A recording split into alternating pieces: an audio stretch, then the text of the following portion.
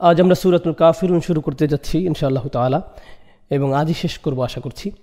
এটি এমন একটি সূরা যেটার আয়াতগুলো নিয়ে পড়াশোনা করা আমার জন্য সবসময় কিছুটা আতঙ্কের। মূলত এর সাধারণ বাচনভঙ্গি কিংবা পুনরাবৃত্তির পূর্ণ ভাষা, আবার মাঝে মাঝে আল্লাহর কিতাব যতই সাধারণভাবে বর্ণিত বলে মনে হোক না কেন, আমাদের গভীরভাবেই পর্যবেক্ষণ করতে হয়, সামর্থ্য অনুযায়ী বোঝার চেষ্টা করতে হয়, এবং সাথে সাথে যুগ যুগ ধরে যে সকল আলেম ওলামারা এর আয়াতসমূহ নিয়ে গবেষণা করে গেছেন ও এগুলো থেকে প্রাপ্ত শিক্ষা বর্ণনা করে গেছেন, তাদের কাজগুলো থেকে সাহায্য নিতে হয়। আর আসলে আমি সূরাটির কাজ অনেক দিন বন্ধ রেখেছিলাম, তাই আলহামদুলিল্লাহ এই দার্স আমার জন্য ভালো একটা সুযোগ, যাতে করে পুনরায় এটার কাজে আবার ফিরে যেতে পারি, নিজের গবেষণা আবারও শুরু করতে পেরেছি। আর অতীতের মুফাসসিরদের কাজগুলো এই সুযোগে ভালো করে দেখে নিয়েছি। এই সূরাকে কেন্দ্র করে এখন আমার অসংখ্য নোট নেওয়া হয়ে গেছে বলা যায়, যেগুলো আপনাদের সাথে শেয়ার করতে চাই।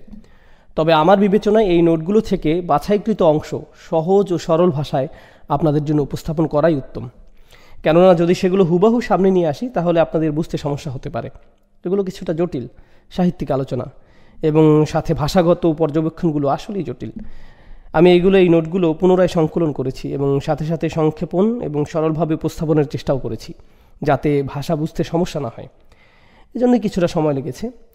অবশ্যই লক্ষ্য রেখেছি যাতে সূরাটির সঠিক মেসেজ কোনোভাবেই বিকৃত না হয় এবং পূর্ববর্তী আলেমদের ট্র্যাডিশন অক্ষুণ্ণ থাকে। তো প্রথমে জেনে নেই এই সূরাটির সাথে এর আগের সূরার সম্পর্ক, অর্থাৎ সূরাতুল কাউসারের সম্পর্ক, যার তাফসির আমরা বিগত সপ্তাহে সম্পন্ন করেছি। সূরা কাউসারে কাফিরদের রাসূলুল্লাহ সাল্লাল্লাহু আলাইহি সাল্লামকে অপমান করা নিয়ে আলোচনা করা হয়েছিল। তারা রসুলকে বলেছিল বাতারা মুহাম্মদ।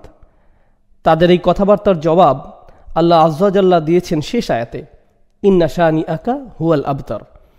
যখন তারা আপনাকে তিরস্কার করেছে, আল্লাহ আযজা ওয়া জাল্লা রাসূলকে সে অধিকার দিয়েছেন যাতে তিনিও তাদের কিছু বলতে পারেন। তবে তাদের অপমান করার পরিবর্তে আল্লাহ তাদের জন্য রাসূলকে যে শব্দটা দিচ্ছেন সেটা হলো আল কাফিরুন। শুরু থেকেই দেখুন, এখানে শুধু ইয়া আইয়ুহাল কাফিরুন বলা হয়নি, বলা হয়েছে কুল ইয়া আইয়ুহাল কাফিরুন। মানে রাসূলকে আল্লাহ তাআলা এখন থেকে সরাসরি কাফির বলতে বলেছেন। কাফিররা রাসূলুল্লাহকে যা বলে অপমান করেছিল আবতার, আল্লাহ বিনিময়ে তাদের যা বলতে বললেন আল কাফির। বিষয়টা সামনে আরও স্পষ্ট হবে ইনশাআল্লাহ তাআলা। তারা কিভাবে অপমান করতে চেয়েছিল আর আল্লাহ কিভাবে করলেন, দুটোর মধ্যে তুলনা। প্রথম কথা হচ্ছে, যেভাবে তারা রাসূলকে অপমান করতে চেয়েছে তা কোনোভাবেই বাস্তবতার সাথে খাপ খায়নি। সেই চেষ্টা যে তার নাম, তার খ্যাতি ইতিহাস থেকে মুছে যাক, এটা কখনোই বাস্তবায়িত হয়নি। সেটা সত্যও ছিল না। বাস্তবে সেটার পুরোপুরি উল্টোই হয়েছে।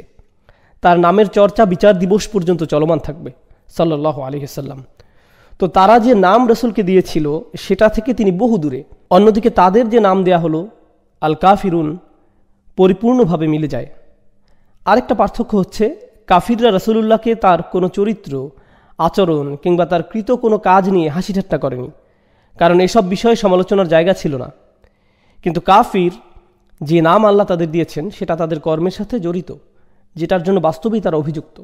কাফির, যেটা সাধারণ অর্থ আমরা করি অবিশ্বাসী, এবং সেই দোষে তারা আসলেই দুষ্ট ছিল।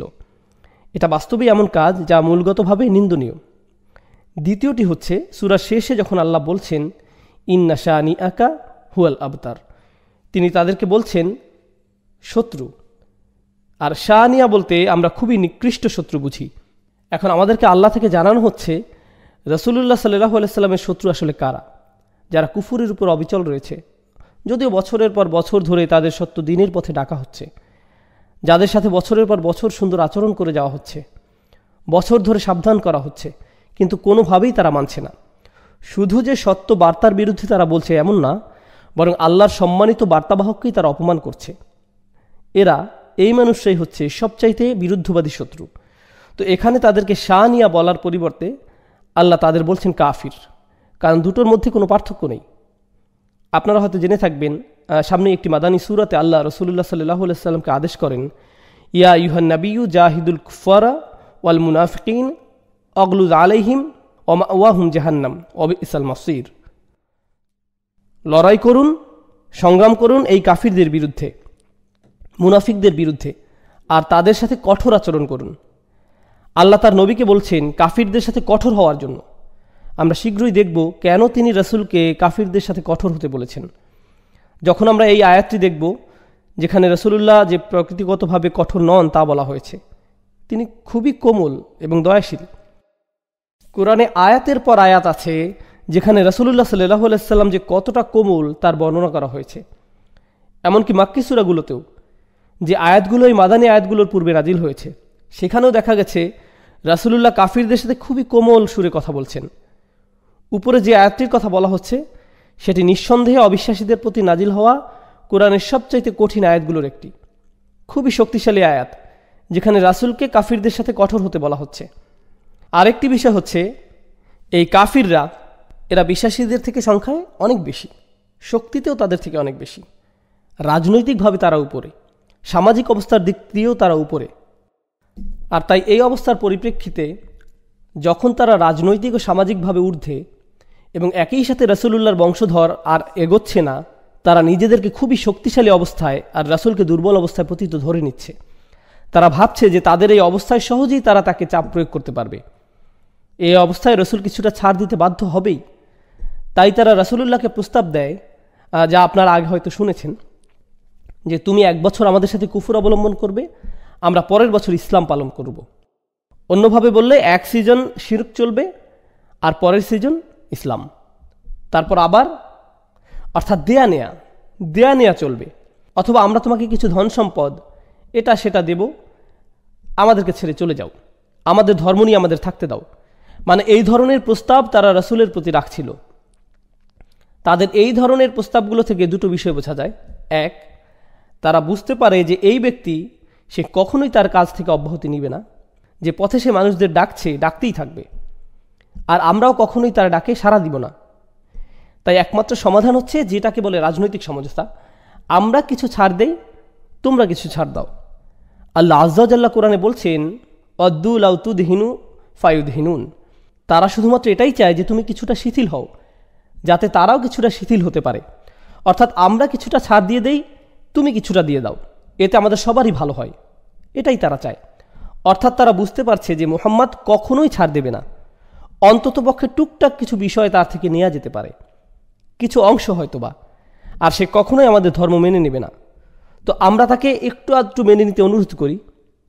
আর জেনে নিন, এটা শয়তানেরও একটা কৌশল।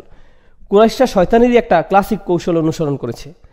আল্লাহ আযজা ওয়া জাল্লা বলেন, ইয়া আইয়ুহাল্লাযীনা আমানু দুখুলু ফিস-সিলমি কাফা ওয়া লা তাত্তাবিউ খুতুওয়াতিশ শাইতান, হে ঈমানদারগণ, যারা বিশ্বাসের দাবি রাখো, পরিপূর্ণ ও যথাযথভাবে ইসলামে প্রবেশ করো, এমন অবস্থায় যে তোমরা শয়তানের পদাঙ্ক অনুসরণ থেকে দূরে। অর্থাৎ ইসলামে প্রবেশ কিন্তু যা পুরোপুরি নয়, সেটা মূলত শয়তানের পদচিহ্নেরই অনুসরণ। শয়তান আপনাদেরকে ইসলাম ছাড়াতে চায় না, সে চায় এর থেকে কিছু অংশ আপনারা ছেড়ে দিন। আরে শুধু এটুকুই তো, ছেড়ে দাও, পরের বার যখন আসবো তখন হয়তো আরেকটু দিব। আমার উস্তাদ বাঁধের উদাহরণ দিতেন। সেই বাঁধ দেখেছেন কখনো, যেটা পানি ধরে রাখে? সেই বাঁধ ধ্বংস করতে হলে আপনাকে পুরো বাঁধে ফাটল ধরাতে হবে না, যেটা করতে হবে শুধুমাত্র একটা চির বা ফাটল ধরাতে হবে। সময়ের সাথে সাথে কি হবে জানেন? সেই ফাটল ধীরে ধীরে বড় হতে থাকবে, যতক্ষণ না পুরো বাঁধটাই ধ্বংস হয়ে যায়। আপনার পুরো বাঁধ নিয়ে চিন্তা করার প্রয়োজন নেই, আপনার শুধুই প্রথম চিরটা ধরানোর প্রয়োজন, বাকিটা নিজে নিজেই হয়ে যাবে। তো এটাই হচ্ছে পরিকল্পনা যা কুরাইশরা করেছিল। যদিও আগের সূরাতে আল্লাহ তাআলা দুটো কাজ করেছিলেন। এক, তিনি তার রাসূলকে এত দিয়েছেন যে তোমরা তাকে কোনো কিছু দিয়েই পটাতে পারবে না। আল্লাহ তার রাসূলকে দিয়েছেন আল কাউসার, ইন্না আ'তাইনাকাল কাউসার। তো এখন তোমরা তাকে যাই দিতে চাও না কেন, ধন সম্পদ, ক্ষমতা, সম্মান, আল্লাহ তাকে এর চাইতে ঢের বেশি আগেই দিয়ে দিয়েছেন। তোমরা যা কিছু দিতে পারো তা কখনোই আল্লাহ যা দিয়েছেন তার সাথে প্রতিযোগিতা করতে পারবে না। অর্থাৎ তাদের উৎকোচ কোনো কাজে আসছে না, আর ধোপে টিকছে না। তার উপর তোমরা তাকে ভীতও করতে পারবে না, কেননা এর আগের সূরাতেই তার শত্রুদের কি হয়েছিল? ইন্না শানিআকা হুয়াল আবতার, শত্রু ইতিমধ্যেই শেষ। রাসূলকে রক্ষা করার জন্য আল্লাহ আযজা ওয়া জাল্লা নিজেই আছেন। তাই এই মুহূর্তে তোমার ভয় পাবার কিছুই নেই, আর তোমার তাদের কোনো প্রস্তাব বা কথাবার্তায় সাড়া দেওয়ার কোনো প্রয়োজন নেই। তুমি সরাসরি তাদের সামনে যাও আর বলো, ইয়া আইয়ুহাল কাফিরুন, কুল ইয়া আইয়ুহাল কাফিরুন। সূরাটির অবস্থান এক্ষেত্রে খুবই গভীর, আগের সূরাটির সাথে প্রগাঢ় সম্পর্ক। তো এটা অনেকটা এমন যে আল্লাহ তাআলা বলছেন, এখন যখন আমরা তোমার হৃদয়কে আমাদের বাণীগুলো দ্বারা শক্তিশালী করেছি, বিকাউলিনা ইন্না আ'তাইনাকাল কাউসার ইন্না শানিআকা হুয়াল আবতার। আমাদের সে সমস্ত পবিত্র বচন যা আমরা তোমাকে দিয়েছি, তাই তুমি তাদের সম্পর্কে ভাবতে যেও না আর তাদের দিকে ঘুরেও তাকাবে না। তোমার তাদেরকে নিয়ে চিন্তা করার প্রয়োজন নেই যে তারা কেমন প্রতিক্রিয়া দেখাবে। ফাকুল ইয়া আইয়ুহাল কাফিরুন লা আ'বুদু মা তা'বুদুন। এতক্ষণ শুধুমাত্র আগের সূরার সাথে সম্পর্কিত আলোচনা আমরা শুনেছি। এখন এই সূরার ভূমিকামূলক কিছু কথাবার্তা আমরা শেয়ার করব। তারা কিছুটা ছাড় দিতে চেয়েছিল, রাসূলের কথা সামান্য হলেও মেনে নিতে চেয়েছিল, কিন্তু আল্লাহ ঠিকই তাদের আল কাফিরুন বলছেন। আল্লাহ তাদের আপোষকারী বলেন নাই, আপোষের চেষ্টারত দলও বলেননি, এমনকি মুশরিকুনও বলেননি। এই সূরাতে তিনি তাদেরকে সরাসরি কাফিরুন বলেছেন। এটা খুবই গুরুত্বপূর্ণ বোঝার জন্য। যারা অস্বীকার করেছে, কোরআনে তাদেরকে সাধারণত আল্লাযীনা কাফারু বলা হয়। আল্লাযীনা কাফারু কোরআনে শুধুমাত্র একটি জায়গায় আছে যেখানে তাদের সরাসরি কাফির বলে সম্বোধন করা হয়েছে, সূরা তাহরিমে, ইয়া আইয়ুহাল্লাযীনা কাফারু লা তা'তাযিরুল ইয়াওম ইন্নামা তুজসাউনা মা কুনতুম তা'মালুন। ইনশাআল্লাহ যখন আমরা কোনো সময় ওই আয়াতের ব্যাখ্যায় পৌঁছব, আমরা বুঝব যে এভাবে শুধুমাত্র তাদেরকে পরকালে বিচার দিবসে সম্বোধন করা হয়েছে। যদিও এই বিষয়ে আলেমদের ইজমা নেই যে আল্লাহই তাদের সাথে সরাসরি কথা বলছেন, কেননা কোরআনের অন্যান্য জায়গায় আল্লাহ তাআলা বলছেন ওয়ালা ইয়াতাকাল্লামুল্লাহু ইয়াওমাল কিয়ামাহ, পুনরুত্থান দিবসে আল্লাহ তাদের সাথে কথা বলবেন না। অর্থাৎ এমনকি শেষ বিচারে যখন সরাসরি বলা হবে তোমরা যারা অবিশ্বাস করছো, হয়তো এভাবে সম্বোধন আল্লাহ নন বরং ফেরেশতারা করবেন। তবে এই সূরাতে আল্লাহ আযজা ওয়াজাল্লা তাদের সাথে কথা বলছেন না, তিনি তার বার্তাবাহককে তাদের সাথে কথা বলতে বলছেন। এবং যেই শব্দটি আল্লাহ তাদের জন্য বেছে নিয়েছেন আল কাফিরুন, এখন এটা বোঝা আপনাদের জন্য জরুরি যে তারা কখনোই আল্লাহকে অস্বীকার করেনি, বরং তাদের যদি জিজ্ঞেস করা হয় আসমান জমিন কে সৃষ্টি করেছে, ওয়ালা ইন সাআলতাহুম মান খালাকাস সামাওয়াতি ওয়াল আরদ লা ইয়াকুলুন্নাল্লাহ, তাদের যদি জিজ্ঞেস করো আসমানসমূহ এবং এই জমিন কে সৃষ্টি করেছে, আল্লাহ বলছেন নিশ্চিত থাকো তারা অবশ্যই বলবে আল্লাহ। হ্যাঁ, এই মুশরিকরাই বলবে আল্লাহ। কুফর বলতে বোঝায় আমি আল্লাহকে অস্বীকার করছি, কিন্তু শিরক বলতে বোঝায় আমি আল্লাহকে অস্বীকার করছি না, তবে তার সাথে আরও পার্টনার আছে এমন বিশ্বাস রাখছি। আপনারা নিশ্চয়ই এসবের সংজ্ঞা জেনে থাকবেন। তো তারা যে অপরাধ করেছে আমরা সেটাকে শিরক বলেই জানি, কিন্তু আল্লাহ তাদের এই সূরাতে বলছেন আল কাফিরুন। জি হ্যাঁ, লক্ষ্য করুন, স্পষ্ট পার্থক্য বিদ্যমান। আল্লাহ বলেননি ইয়া আইয়ুহাল মুশরিকুন, আর যদিও তারা আপোষ করতে চাচ্ছিল তারপরেও আল্লাহ এমন কঠিন শব্দ ব্যবহার করেছেন যারা পরিত্যাগ করে, যারা অস্বীকার করে। কেন এই শব্দের ব্যবহার? চমৎকার প্রশ্ন, যেটার উত্তর আমরা সামনে আলোচনার চেষ্টা করব ইনশাআল্লাহ তাআলা। প্রথমে যে বিষয়টি আমাদের সামনে আনা প্রয়োজন, এই প্রস্তাবগুলো রাসূলের কাছে কারা নিয়ে আসছিল? রাসূলুল্লাহ সাল্লাল্লাহু আলাইহি সাল্লামের নিকট এগুলো নিয়ে আসছিল আসওয়াদ বিন আব্দুল মুত্তালিব, উমাইয়া ইবনে খালফ, ওয়ালিদ ইবনে মুগীরা, আস ইবনে ওয়াইল, যারা ছিল কুরাইশদের লিডার। তারাই ঘুরে ফিরে আসছিল আর রাসূলের সামনে বারবার এসব প্রস্তাব রাখছিল সাল্লাল্লাহু আলাইহি ওয়াসাল্লাম। সম্ভবত অনেক দিন বা বেশ কয়েক মাস আগে আমি আপনাদের সূরাতুল আবাসার তাফসিরে একটা বিষয় বুঝিয়েছিলাম। ইসলামিক দাওয়া বা দ্বীনের মূল বার্তা আরেকজনের নিকট পৌঁছানো অনেকটা জিনিসপত্র বিক্রির মতো। যদিও স্পষ্ট পার্থক্য আছে, তারপরও গভীর মিল রয়েছে দুটোর মধ্যে। যখন আপনি কোনো কিছু বিক্রি করেন, ক্ষমতার আসনে কে থাকে বলুন তো? ক্রেতা নাকি বিক্রেতা? ক্রেতা। বিষয়টা আরও প্রগাঢ় হয় যখন বিক্রেতা বিক্রয়ের জন্য বেশি আগ্রহী থাকে। তখন ক্রেতা ভাবে যে এত বেশি জোর খাটাচ্ছে, আমার আরও দাম কমানো উচিত, কারণ দরকার তো তার বেশি, বিক্রেতার বেশি, আমার কি আসে যায়। একইভাবে কাফিররাও ভাবছিল যে এই মুহাম্মদ এ তো খুবই আগ্রহী আমাদেরকে তার ধর্ম বোঝানোর জন্য, খুবই মরিয়া, বারবার বলেই যাচ্ছে, আমাদেরকে আরও কঠিন হওয়া উচিত। এই সুযোগ সাড়া দেওয়ার আগে তার থেকে বেশ কিছু সুযোগ সুবিধা বাগিয়ে নেই, কিছুটা দরাদরি তো করাই যায়। শোনো, আমরা তোমার প্রোডাক্ট অবশ্যই নিব, কিন্তু তুমিও আমাদের থেকে কিছু নাও। এমন করলে কেমন হয়? আমরা তোমাকে 1 বছর অনুসরণ করি, তুমি আমাদেরকে 1 বছর করো। তারা বুঝতে পারছিল যে রাসূলুল্লাহ সাল্লাল্লাহু আলাইহি সাল্লাম তাদেরকে রাজি করানোর জন্য মরিয়া হয়ে পড়েছিলেন, কিন্তু আল্লাহ তার রাসূলকে জানালেন, না, তোমার মরিয়া হবার প্রয়োজন নেই, বরং আমিই তাদের কথার জবাব দিব। তুমি বরং তাদেরকে বলো যা আমি তোমাকে বলতে বলেছি। কুল ইয়া আইয়ুহাল কাফিরুন। এখানে আল কাফিরুন শব্দটা ইসম রূপে ব্যবহার করা হয়েছে, আল্লাযীনা কাফারু বলা হয়নি, যার অর্থ হচ্ছে তারা যারা অবিশ্বাস করেছে, বরং আল কাফিরুন হচ্ছে একটি বিশেষ্য ইসম, যেটাকে নির্দিষ্টভাবে ইসমে ফাইল বলে। অর্থাৎ যাদের এখন অবিশ্বাস করতে দেখা যাচ্ছে, আগামী দিনগুলোতেও তারা অবিশ্বাস করে যাবে এবং অতীতেও তারা অবিশ্বাস করে আসছিল। অন্যভাবে বললে আল্লাহ এখানে তাদের কথা বলছেন যারা কখনো পরিবর্তিত হবে না। তোমরা রীতিমতো অন্তরে কুফর প্রতিষ্ঠা করে ফেলেছ, কোনো উপায় আর বাকি রাখুনি যে তোমরা এখন পাল্টাবে। আর এই ব্যাপারে নিশ্চয়তা কে দিচ্ছেন? এটা রসুল নয় যিনি এর নিশ্চয়তা দিচ্ছেন, বরং আল্লাহ নিজে এর নিশ্চয়তা দিচ্ছেন। তাই তাদের আল কাফিরুন বলে ডাকছেন। এখন বুঝতে পারছেন? যখন আল্লাহ বলছেন ইয়া আইয়ুহাল্লাযীনা কাফারু, এর অর্থ দাঁড়ায় তোমরা যারা অবিশ্বাস করেছ, অর্থাৎ অতীতে।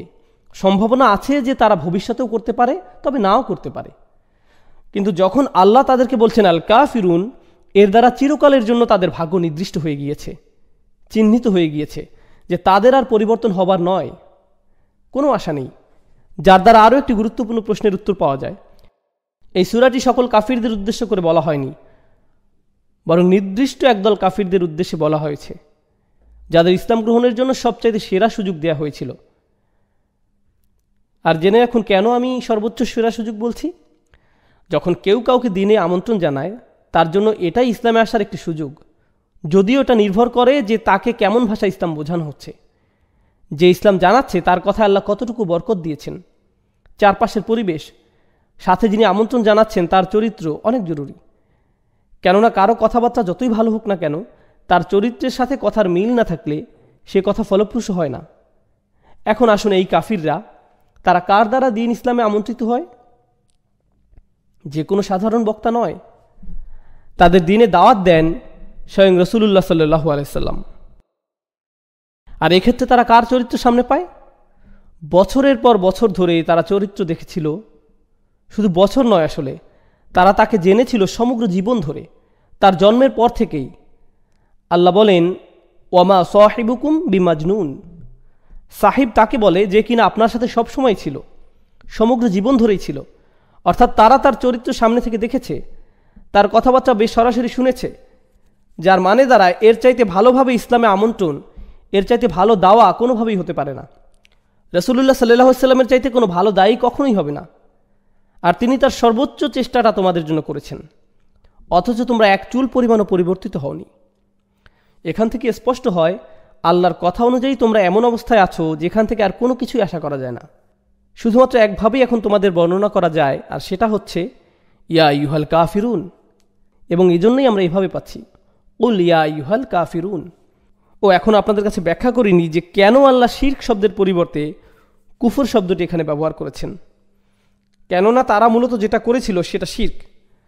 তবে এত বছর ধরে যখন তারা বারবার এই শিরক ছাড়তে অস্বীকার করে যাচ্ছে, এই অস্বীকার, বর্জন, প্রত্যাখ্যান, আপনারা জানেন এই শব্দগুলো কি? কুফর। যখন আপনি এভাবে প্রত্যাখ্যান করছেন, এটাই কুফর।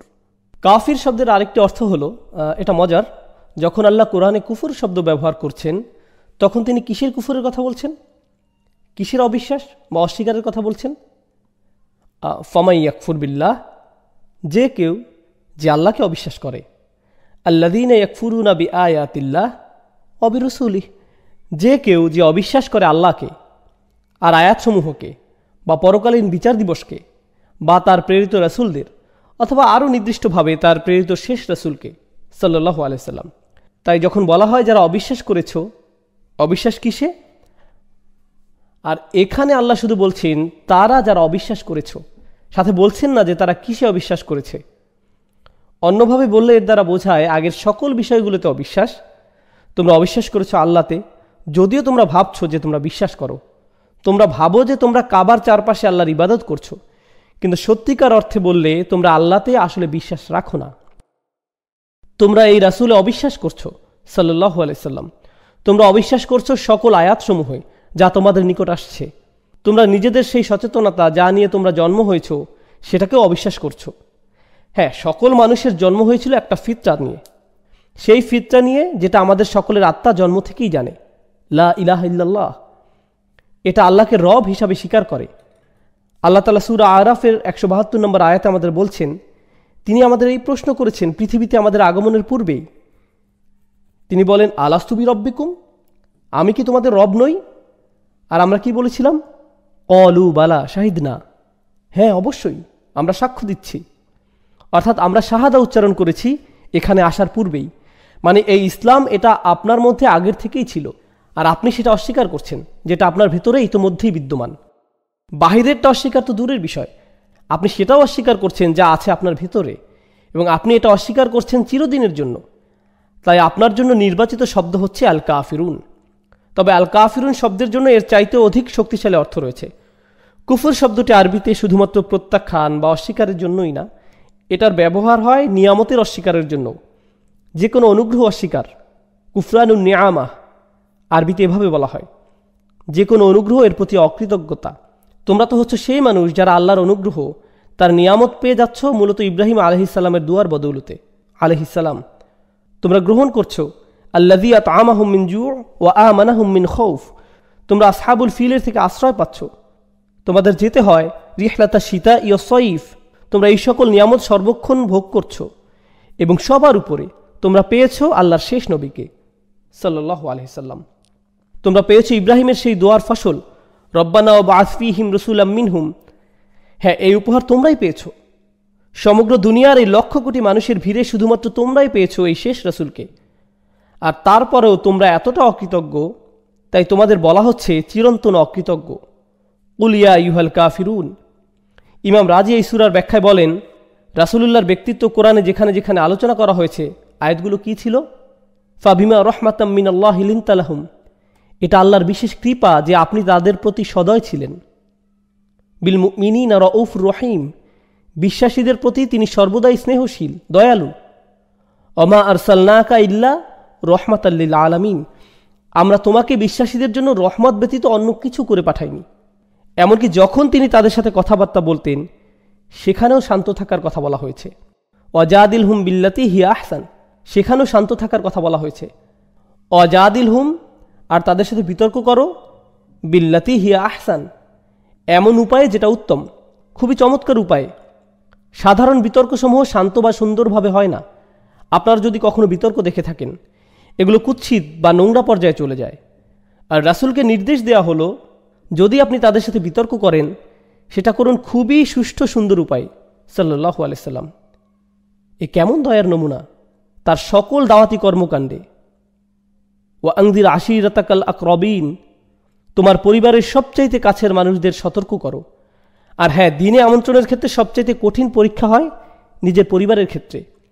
চাচা মামারা বা নিজ গোত্রের মানুষরাই বেশি সমস্যার হয়, তারাই শত্রু হয়ে যায়। কুল্লা আসআলুকুম আলাইহি আজর ইল্লাল মাওয়াদ্দাতা ফিল কুরবা। সুবহানাল্লাহ, রাসূলকে বলা হচ্ছে, আমি তোমার কাছে কোনো প্রতিদান চাই না, শুধু এটাই চাই যে তুমি তোমার কাছের মানুষদের ভালোবাসবে। আমি চাই যে তুমি তোমার আত্মীয় স্বজনদের সাথে ন্যায় করবে। মূলত সে সময় যে অন্যায়টা আরবে বেশি হতে দেখা যেত, ইয়া আইয়ুহার রাসূল বাল্লিগ মা উনজিলা ইলাইকা মির রাব্বিক। হে রাসূল, তোমার রবের পক্ষ থেকে যা তোমার প্রতি নাজিল হয়েছে তা পৌঁছে দাও। ওয়া ইল্লাম তাফআল, যদি সেটা না করো, ফামা বাল্লাগতা রিসালাতাক, তাহলে তুমি তোমার কাজ সঠিকভাবে করলে না, যে দায়িত্ব দেয়া হয়েছিল সেটা করতে পারলে না। অন্যভাবে বললে রাসূলুল্লাহ সাল্লাল্লাহু আলাইহি সাল্লামকে বারবার বলা হয়েছে বার্তা পৌঁছাও, ছড়িয়ে দাও, ছড়াতেই থাকো। এত প্রকটভাবে বলা হয়েছে যে ফাইদাল্লাযী বাইনাকা ওয়া বাইনাহু আদাওয়াতা কাআন্নাহু ওয়ালিয়্যুন হামীম। সূরাতুল হামীম আস-সাজদায় বলা হয়েছে, যদি এমনও হয় যে সে তোমার সাথে শত্রুতা পোষণ করা শুরু করে, তারপরেও তাকে কাছের বন্ধু হিসেবে দাওয়াত দিতে থাকো। আল্লাহর পক্ষ থেকে রাসূলুল্লাহ সাল্লাল্লাহু আলাইহি সাল্লামের জন্য উপদেশ এমনই ছিল। কিন্তু এই মানুষগুলো এমনই অবস্থায় পৌঁছেছে যে আল্লাহর রাসূলকে খুবই কঠিন কিছু বলতে বলা হচ্ছে, যা কিনা তার কোমল হৃদয় থেকে নিঃসরণ সম্ভব নয়। তার মুখ থেকে এমন ভাষা আসবেই না। আর তাই শুরুতেই কুল শব্দটি এসেছে। এই শব্দ নিজ থেকে সরাসরি বলতে পারবেন না, কারণ আপনি নরম মনের। তাই তাদের এমনভাবে বলুন যাতে বোঝা যায় যে আমি আপনাকে বলতে বলেছি, ইয়া আইয়ুহাল কাফিরুন। এই শব্দগুলো ইঙ্গিত করে যে দাওয়াতের সময় শেষ, সেই সময়কাল ফুরিয়ে গেছে। যদি আল্লাযীনা কাফারু বলা হতো, তাহলে হয়তো বুঝতাম যে হয়তো তারা ভবিষ্যতে পরিবর্তিত হবে।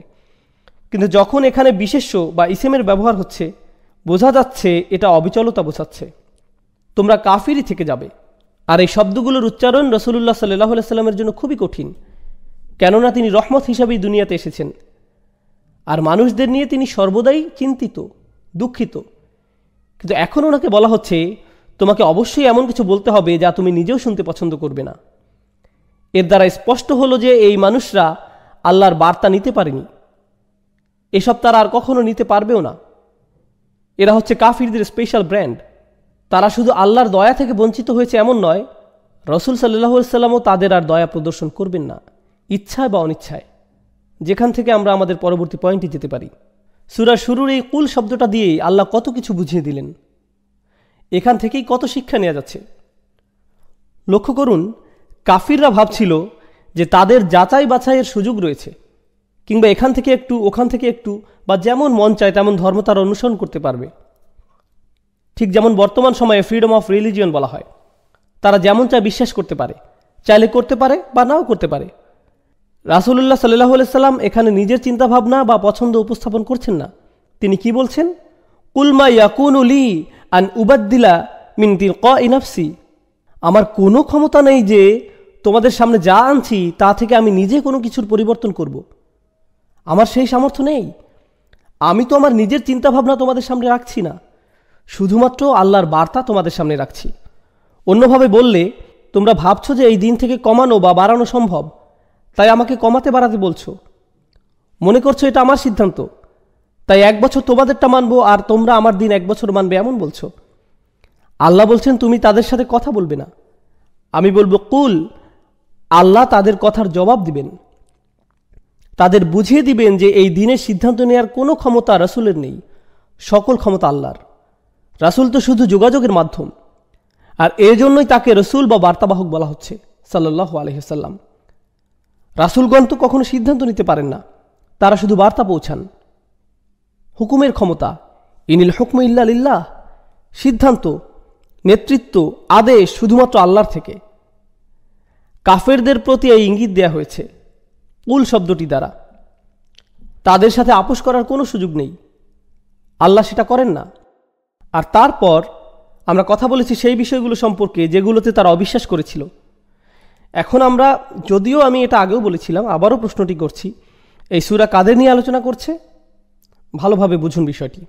এই সূরা সকল কাফিরদের নিয়ে নয়, যে কোনো কাফিরকে এটা নিয়ে নয়, যে কোনো কাফিরকে নিয়ে এটা নয়, ইহুদি নাসারাদের নিয়ে নয়, আমার আপনার প্রতিবেশী যে কোনো কাফিরকে নিয়ে এখানে আলোচনা করা হচ্ছে না। এখানে আলোচনা হচ্ছে বিশেষভাবে, সুনির্দিষ্টভাবে সেই মানুষদের দলটি সম্পর্কে যারা আল্লাহর নেয়ামত জেনে বুঝে গ্রহণ করে, আল্লাহর প্রেরিত শেষ রাসূলকেও তারাই পায়, তাকে সামনে থেকে দেখে, তার বহনকৃত শেষ আসমানি কিতাব তারা মুখ থেকেই তার শুনতে পায়, তার বহনকৃত শেষ আসমানি কিতাব তারা তার মুখ থেকেই শুনতে পায়। আর এত কিছুর পরেও বছরের পর বছর চেষ্টা শেষে আল্লাহর এত নিয়ামত গ্রহণের পরেও তারা কাফিরই থেকে যায়, অস্বীকার করে। তাদের জন্যই এই সূরাতে এই টাইটেল বরাদ্দ করা হয়েছে। আমি আপনাদের বিষয়টি এত জোরালোভাবে কেন বোঝাচ্ছি? কারণ বর্তমান সময়ে আমরা এতটাই উদাসীন হয়ে পড়েছি এই কোরআন নিয়ে, কাকে বলা হচ্ছে, কি বলা হচ্ছে না বুঝেই যাকে তাকে আমরা এই যে কোনো সূরার টার্গেট বানিয়ে দিচ্ছি। আমরা ধরে নিচ্ছি যে অমুক সূরাটি আসলে তমুকের জন্য, নিজের জন্য ভালোভাবে জানাই হয়নি। একজন অমুসলিমের সাথে দেখা হলো, কুল ইয়া আইয়ুহাল কাফিরুন লা আ'বুদু মা তা'বুদুন। আসলে ব্যাপারটা এত সরল না। আমরা আল্লাহর দ্বীনের এত সোজাসাপটা ব্যাখ্যা দাঁড় করাতে পারি না। বিশেষ করে আল্লাহর কিতাবের ক্ষেত্রে আমাদের অনেক বেশি সাবধানতা অবলম্বন করা প্রয়োজন। কিভাবে সেটার প্রয়োগ করা যায়, কার উপর প্রয়োগ করা যায়, খুবই ভালোভাবে জেনে নেওয়া উচিত। পুরোপুরি নিশ্চয়তা জরুরি। আলেমরা এ ব্যাপারে জোরালোভাবে বলেছেন, মখসুস আল মুখাতিবে কাফারা মখসুস কদ আলিম আল্লাহ মিনহুম ইন্নাহুম কানু লা ইউমিনুন। জামাখশারি, শাওকানিদের মন্তব্য দেখতে পারেন আপনারা চাইলে। এই কাফিররা ছিল নির্দিষ্ট কিছু কাফির, এবং আল্লাহ জানতেন যে এরা কখনোই মানবে না, বিশ্বাস করবে না। অন্যভাবে বললে শুধুমাত্র আল্লাহই জানেন যে তারা ভবিষ্যতেও পরিবর্তিত হবে না। অর্থাৎ আপনার কোনোই অধিকার নেই যে আপনি এই কাফির শব্দটি যত্রতত্র ব্যবহার করেন। চাইলে এই শব্দটি আপনি যে কারো দিকে ছুড়ে দিতে পারেন না। ইনশাআল্লাহ তাআলা সামনে যখন আমরা মাদানী সূরাগুলোতে কিভাবে কারো সমালোচনা করতে হয় সেই বিষয়ে আলোচনা করব, তখন বিষয়টি নিয়ে বিস্তারিত আলোচনা করা যাবে। আচ্ছা, এখানে উল্লেখিত কুফরের প্রেক্ষাপট বলতে আমি আপনাদের শুধুমাত্র একটি কারণ আপনাদের সামনে এনেছি, যেটা হচ্ছে তুমি আমাদের দেবতাদের 1 বছর ইবাদত করো, আমরা তোমার আল্লাহর 1 বছর ইবাদত করব। না'বুদু ইলাহাকা সানাহ ওয়া তা'বুদ ইলাহানা সানাহ। আমরা তোমার ঈশ্বরের 1 বছর ইবাদত করি, আর পরের বছর সবাই একত্রে করব। যাই হোক, যেটা বোঝাতে যাচ্ছি, এখানে তাদের প্রস্তাবনা অনুযায়ী 1 বছর শিরক আর 1 বছর ইসলাম চলুক, এমনটা তারা যাচ্ছে। অর্থাৎ এখানে দুইটি প্রস্তাব আর 2টি প্রত্যাখ্যান দেখা যাচ্ছে। আপনারা হয়তো লক্ষ্য করেছেন সূরাটিতে আয়াতগুলোর কিভাবে পুনরাবৃত্তি হয়েছে। প্রথমে একবার অলা আনতুম আবিদুনা মা আবুদ, তারপর আরেকবার অলা আনতুম আবিদুনা মা আবুদ। 2টি প্রস্তাব করা হয়েছিল, দুটোই প্রত্যাখ্যিত হয়েছে। ভাষাগতভাবে এই সূরাতেই সেটি দেখানো হয়েছে। যেহেতু তারা 2টি প্রস্তাব করেছিল, 2টি প্রত্যাখ্যান আসলো। অন্যভাবে বললে তারা প্রথমে একটি প্রস্তাব নিয়ে এসেছে, বাতিল করা হয়েছে, পরে আরেকটি নিয়ে এসেছে, সেটিও বাতিল করা হয়েছে। সুবহানাল্লাহ। এটা এমন না যে কোনো কারণ ছাড়াই এই পুনরাবৃত্তি। আমরা আয়াতের এই পুনরাবৃত্তির সুবিধাগুলো নিয়ে আরও সামনে জানব যত আমাদের আলোচনা অগ্রসর হবে। এখানে আরও চমৎকার বিষয় হচ্ছে রাসূলুল্লাহ সাল্লাল্লাহু আলাইহি সাল্লাম কীভাবে এই আয়াতগুলো সামনে এনেছেন। এটা একটা মাক্কি সূরা। মুফাসসিরগণ সূরাটি নাজিলের প্রেক্ষাপট সম্পর্কে বলেছেন, ফাকামা আলা রুউসিহিম ফাকরাআহা আলাইহিম। তিনি বলতে গেলে তাদের মাথার উপরে দাঁড়িয়ে গেলেন, সরাসরি তাদের একেবারে নিকটে চলে আসলেন, যেখানে কুরাইশদের লিডারগণ ছোটোখাটো একটা মিটিংয়ে ছিল। হেঁটে তাদের সামনে আসলেন আর বললেন, ইয়া আইয়ুহাল কাফিরুন। আপনারা বুঝতে পারছেন এর দ্বারা কি বোঝা যাচ্ছে? তিনি তাদের হে আমার গোত্রের মানুষ বা হে কুরাইশ এভাবে ডাকেননি, কিংবা হে মক্কাবাসীরা এভাবেও ডাকেননি। তিনি বলছেন ইয়া আইয়ুহাল কাফিরুন। অন্যভাবে বললে, তোমরা আমাকে পরিত্যাগ করেছো আর আমি তোমাদের পরিত্যাগ করছি। বর্তমান সময়ের পরিভাষায় আমরা হয়তো বলবো, আমি আমার নাগরিকত্ব প্রত্যাখ্যান করলাম, তোমাদের সাথে আমার কিছুই নেই, পুরোপুরিভাবে আমি তোমাদের থেকে নিজেকে দূরে সরিয়ে নিচ্ছি। আচ্ছা, মুসলমানদের কাফিরদের থেকে বা সকল অবিশ্বাসীদের নিজেদের সম্পূর্ণভাবে আলাদা করে ফেলা, এটা তো মূলত প্রকাশ্যে যুদ্ধের ডাক দেওয়ারই নামান্তর।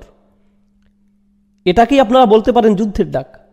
তোমাদের সাথে আমার কিছু নেই আর তোমরা সম্পূর্ণরূপে বাতিল। আর আমি এখন থেকে তোমাদের কোনো সম্মানিত নামে ডাকবও না, আমি শুধুমাত্র আল কাফিরুন নামে তোমাদের ডাকবো। আর হ্যাঁ, এটা আসলে আমি নই, আমাকে এমন করতে বলা হয়েছে। এখানে কুল শব্দের ব্যবহারের মাধ্যমে কাফিরদের প্রতি সূক্ষ্ম অপমানও করা হয়েছে। কিভাবে? আল্লাহ তাদের এখন এতটাই ঘৃণা করেন যে তাদের সাথে সরাসরি কথা বলছেন না। একই সাথে এখানে রাসূলুল্লাহ সাল্লাল্লাহু আলাইহি সাল্লামের জন্য একটা পুরস্কারও রয়েছে। এখন আপনারা এটা নিশ্চয়ই জানেন, কাফিররা সবাই মানত যে রাসূলুল্লাহ সাল্লাল্লাহু আলাইহি সাল্লাম খুবই সত্যবাদী একজন মানুষ। এমনকি যখন তারা ওনাকে মিথ্যাবাদী প্রমাণ করতে চেয়েছে, তখনও তারা ভেতরে ভেতরে ভালোভাবেই সেটা জানত। এগুলো শুধুমাত্র তাদের ষড়যন্ত্রের অংশ ছিল। তারা নিশ্চিত ছিল যে এই মানুষ মিথ্যা বলতে পারেই না। তো যখন তিনি আসলেন আর তাদের আল কাফিরুন বলে সম্বোধন করলেন, তাদের মধ্যে যদি এক বিন্দুও সততা অবশিষ্ট থাকে, সেটা তাদের জন্য খুবই কষ্টের হওয়ার কথা।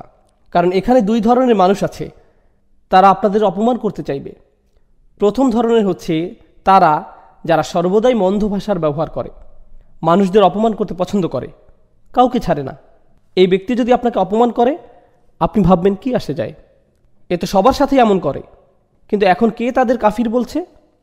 যিনি সমগ্র জীবন ধরে সর্বোচ্চ পর্যায়ের ভালো আচরণ সবার সাথে করেছেন এবং যার কথাবার্তা সর্বোত্তম। তাহলে এই মানুষটা তাদেরকে এভাবে বলছে, এর পেছনের কারণ কি? আপনাকে ঠিক কতটা খারাপ হতে হবে যদি রাসূলুল্লাহ সাল্লাল্লাহু আলাইহি সাল্লামকে আপনার প্রতি এভাবে বলাতে হয়? বিষয়টা আসলেই তাদের ইতিমধ্যে যা বলা হয়েছে তার সাথে অতিরিক্ত বিতৃষ্ণা আর কদর্যতা যোগ করে। আর এমনটা হয় রাসূল সাল্লাল্লাহু আলাইহি সাল্লামের অভিজাত চরিত্রের কারণে।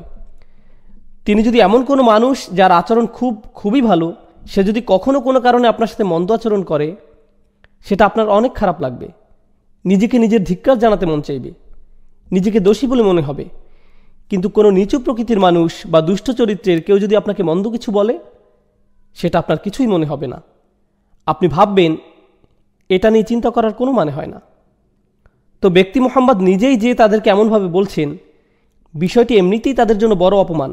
এরপর আল কাফিরুন শব্দটির বিশেষ কিছু ব্যাখ্যা আমরা জেনে নিই। হুয়া ইয়ালামু আন্নাহুম ইয়াগদিবুনা আইয়ানসাবু ইলা যালিক।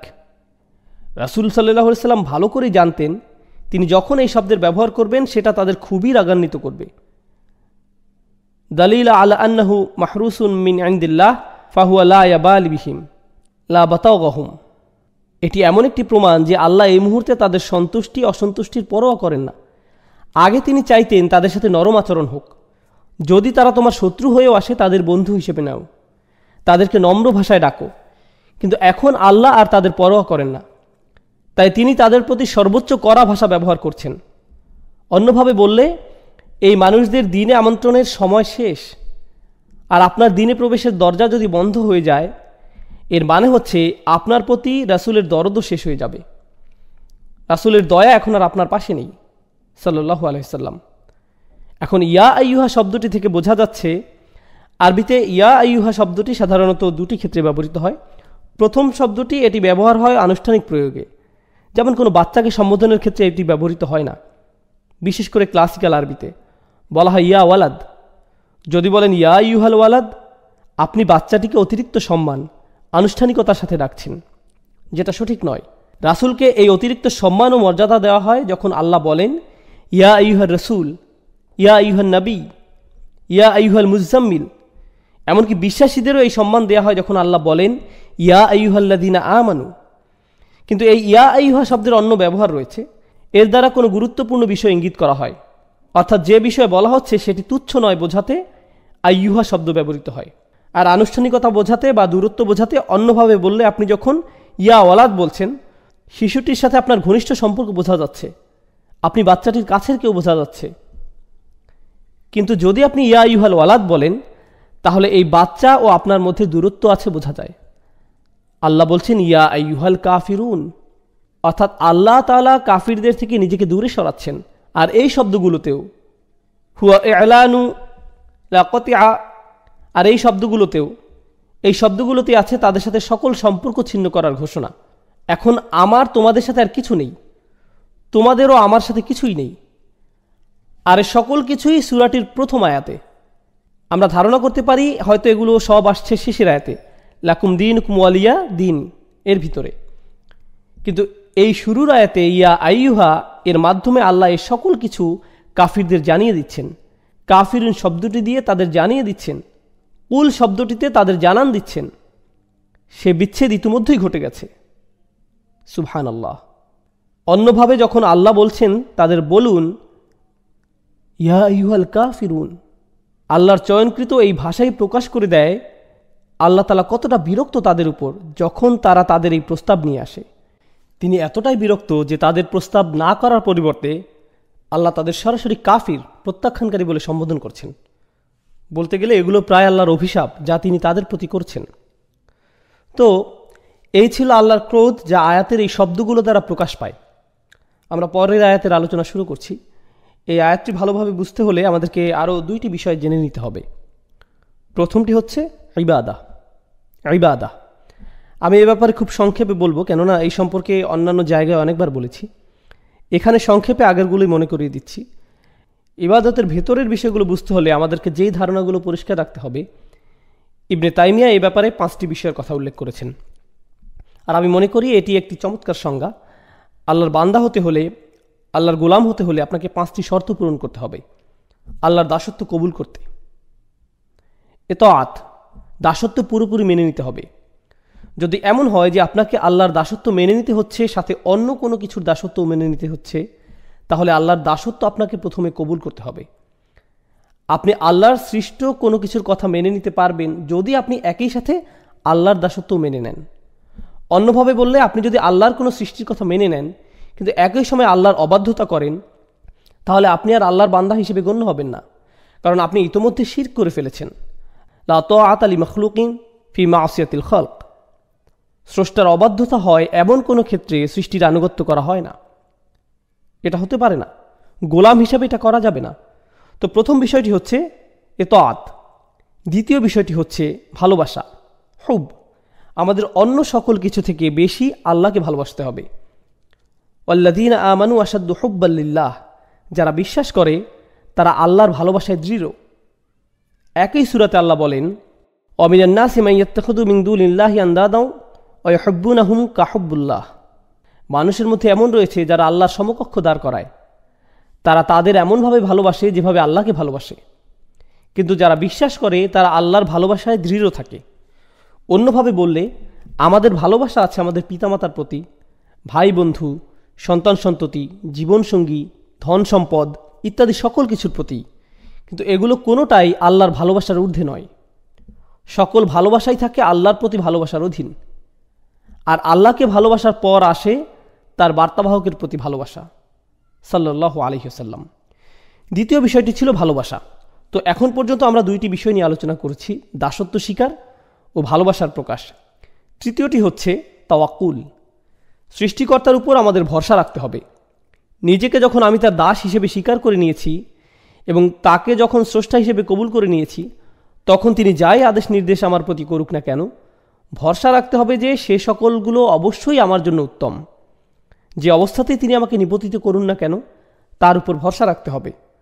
ভরসা রাখতে হবে যে যদি আমি তার কথা মেনে নিই, তাহলে তার কোনো আদেশ আর আমার জন্য যত কঠিন হোক না কেন, সেটাই উত্তম পন্থা। ইউরিদুল্লাহু আন ইউখাফফিফা আনকুম। আল্লাহ তোমাদের জীবন সহজ করতে চান, তোমাদের বোঝা হালকা করতে চান। আমরা ভাবি যে আল্লাহর কথা মেনে নিলে জীবন কঠিন হবে, আর তার অবাধ্য হলে জীবন সহজ হয়। আমাদের অনেক সময় এমন হয় যে আমরা চিন্তা করি, আহা, সব কিছুই শুধু হারাম, এত কঠিন, ইসলাম খুবই কঠিন। আল্লাহ বলছেন, না, আমি আসলে তোমাদের ইসলাম দিয়েছি যাতে তোমাদের জীবন সহজ হয়। আর আমাদের অবশ্যই বিশ্বাস করতে হবে যে এটা সত্য। আল্লাহর উপর আমাদের ভরসা রাখতে হবে, তাওয়াক্কুল থাকতে হবে। তো আমাদের হলো দাসত্ব, ভালোবাসা এবং ভরসা। চতুর্থ বিষয়টি হচ্ছে আন্তরিকতা বা অকৃত্রিমতা। যখন আমরা কোনো কিছু করি, বিশেষ করে সেটা যদি ইবাদতের বিষয় হয়, আমাদের সেটা শুধুমাত্র আল্লাহর জন্যই করতে হবে। আপনি আল্লাহর সাথে অন্য কোনো বিষয় একত্র করতে পারবেন না। যেমন ধরুন, আপনি মসজিদে দান করবেন, যদি সাথে এমন চিন্তাও রাখেন যে একটু নামও হবে আর হ্যাঁ দানও হবে, এভাবে নিয়ত মিশ্রণ ঘটাতে পারবেন না। সেটা আলাদা যে দান করলে হয়তো আপনার কিছুটা নামও হবে, কিন্তু মনে যদি আগে থেকে খ্যাতির লোভ থাকে, তাহলে আপনার দান বৃথা। আপনার লক্ষ্য শুধুমাত্র আল্লাহর জন্য হতে হবে। আল্লাহ তার জন্য করা নিয়তে অন্য কারো অংশগ্রহণ করা পছন্দ করেন না, বিন্দু পরিমাণও না। আর তিনি আমাদের থেকে যা চান, ইন্না সলাতি ওয়া নুসুকি ওয়া মাহইয়ায়া ওয়া মামাতি লিল্লাহি রব্বিল আলামিন। এই আন্তরিকতার ব্যাপারে আগের সূরাতেই আলোচনা হয়েছে। ফাসল্লি লিরব্বিক, তোমার রবের প্রতি আন্তরিকতার সাথে সালাত আদায় করো। আল্লাহর জন্য কোনো কিছু করার ক্ষেত্রে আমাদের নিয়তকে পরিশুদ্ধ করতে হবে। মাঝে মাঝে ধরুন, এটা যদিও একটু বাইরের আলোচনা কিন্তু গুরুত্বপূর্ণ, আমরা বিভিন্নভাবে দিনের জন্য কাজ করি। কেউ হয়তো মসজিদে সরাসরি সেবাদান করে, কেউ হয়তো মসজিদ কমিটিতে কাজ করে, কেউ হয়তো দাওয়াতি কাজ সম্পন্ন করে, কেউ ইসলামী স্কুল পরিচালনা করে, অথবা কেউ ইসলামিক ওয়েবসাইট চালাতে সহায়তা করে। যেটাই হোক, যেভাবেই হোক, আমরা দিনের জন্য করি কোনো না কোনো উপায়। কাজের শুরুতে আমাদের নিয়ত শুধু আল্লাহর জন্যই থাকে, কিন্তু সময় পার হলে আমাদের মনে বিভিন্ন চিন্তার উদ্রেক হয়। আমরা বলি, মানুষ আমার কথাই শুনছে না, আমার এখানে প্রধান হওয়া উচিত। আর আমাদের আমিত্ব বোধ জাগ্রত হয়, মানুষদের অবশ্যই আমার কাজের স্বীকৃতি দিতে হবে। এখন তো কেউ আমার প্রশংসাই করছে না, লোকজন আমার মতের মূল্যায়নই করছে না, আর এতদিন যা কিছু করেছি কিছুই আমলে নিচ্ছে না। এখন বলুন, আমাদের এই কাজ আল্লাহর জন্য নাকি মানুষের স্বীকৃতির জন্য? আর এভাবে আমাদের মনে যা ঘটে সেগুলো কেউই তেমনভাবে লক্ষ্য করে না, অথচ সময়ের সাথে এভাবেই নিয়ত পরিবর্তিত হতে থাকে। আপনি সততার সাথে আল্লাহর জন্য শুরু করেন হয়তো, কিন্তু সময়ের সাথে আন্তরিকতায় ভাটা পড়ে। আমাদের অবশ্যই ইখলাস বজায় রাখতে হবে, সেই আন্তরিকতা ধরে রাখতে হবে। এখন সর্বশেষ ও সর্বাধিক গুরুত্বপূর্ণ বিষয়টি যা ইবাদতের সাথে জড়িত, আমরা ইতিমধ্যে 4টি বিষয় নিয়ে আলোচনা করেছি, পঞ্চম বিষয়টি বাকি আছে। সহজ ভাষায় আমি এটাকে বলি দাসত্বের শর্ত। লক্ষ্য করবেন, যখন আপনি কোনো চাকরিতে যোগদান করেন, আপনার কোম্পানি ও আপনার মধ্যে একটা চুক্তি সম্পন্ন হয়। চুক্তিতে বলা থাকে আপনি কোম্পানির জন্য কি কি করবেন এবং কোম্পানি আপনার জন্য কি কি করবে। একইভাবে স্বামী স্ত্রীর মধ্যেও চুক্তিনামা থাকে, আমি তোমার জন্য এগুলো এগুলো করব, তুমি আমার জন্য এগুলো এগুলো করবে। চুক্তিনামা, শর্তের আদান প্রদান। একইভাবে সন্তান এবং মা বাবার মধ্যে অধিকারের বিষয় থাকে, এগুলো আমাদের অধিকার, এগুলো তোমাদের অধিকার। এখানেও আদান প্রদান হচ্ছে, পরস্পর বোঝাপড়া এখানেও দেখা যাচ্ছে। যে কোনো রাষ্ট্র বা সরকারের সাথে সেখানকার জনগণের একই ধরনের বোঝাপড়া হয়। তোমরা এই পরিমাণ কর দিবে, এই এই আইনকানুনগুলো মেনে চলবে, বিনিময়ে আমরা তোমাদের এই এই সেবা দিয়ে যাব, স্পষ্ট বিনিময়। সাধারণত এই ধরনের বিনিময়গুলো কিছু আপোষ মীমাংসা বা বোঝাপড়ার মাধ্যমে হয়, অর্থাৎ দুই পক্ষই এগিয়ে আসে, আলাপ আলোচনা করে।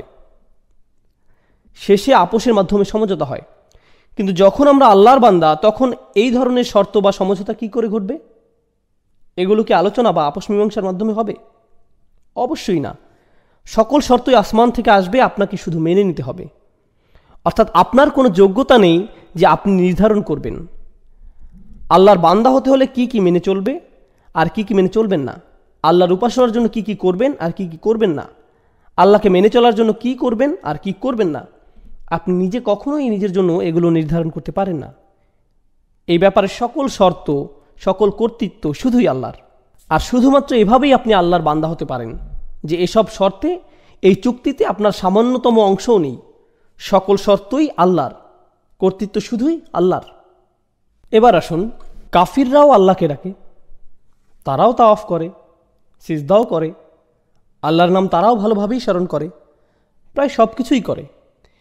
কিন্তু সেই শর্তগুলো, সেই চুক্তিনামা, তারা যেটাকে আল্লাহর দাসত্ব বলে, যেটাকে তারা আল্লাহতে বিশ্বাস বলে, সেই বিশ্বাস, দাসত্বের চুক্তিনামা তারা নিজেরাই বানিয়ে নেয়।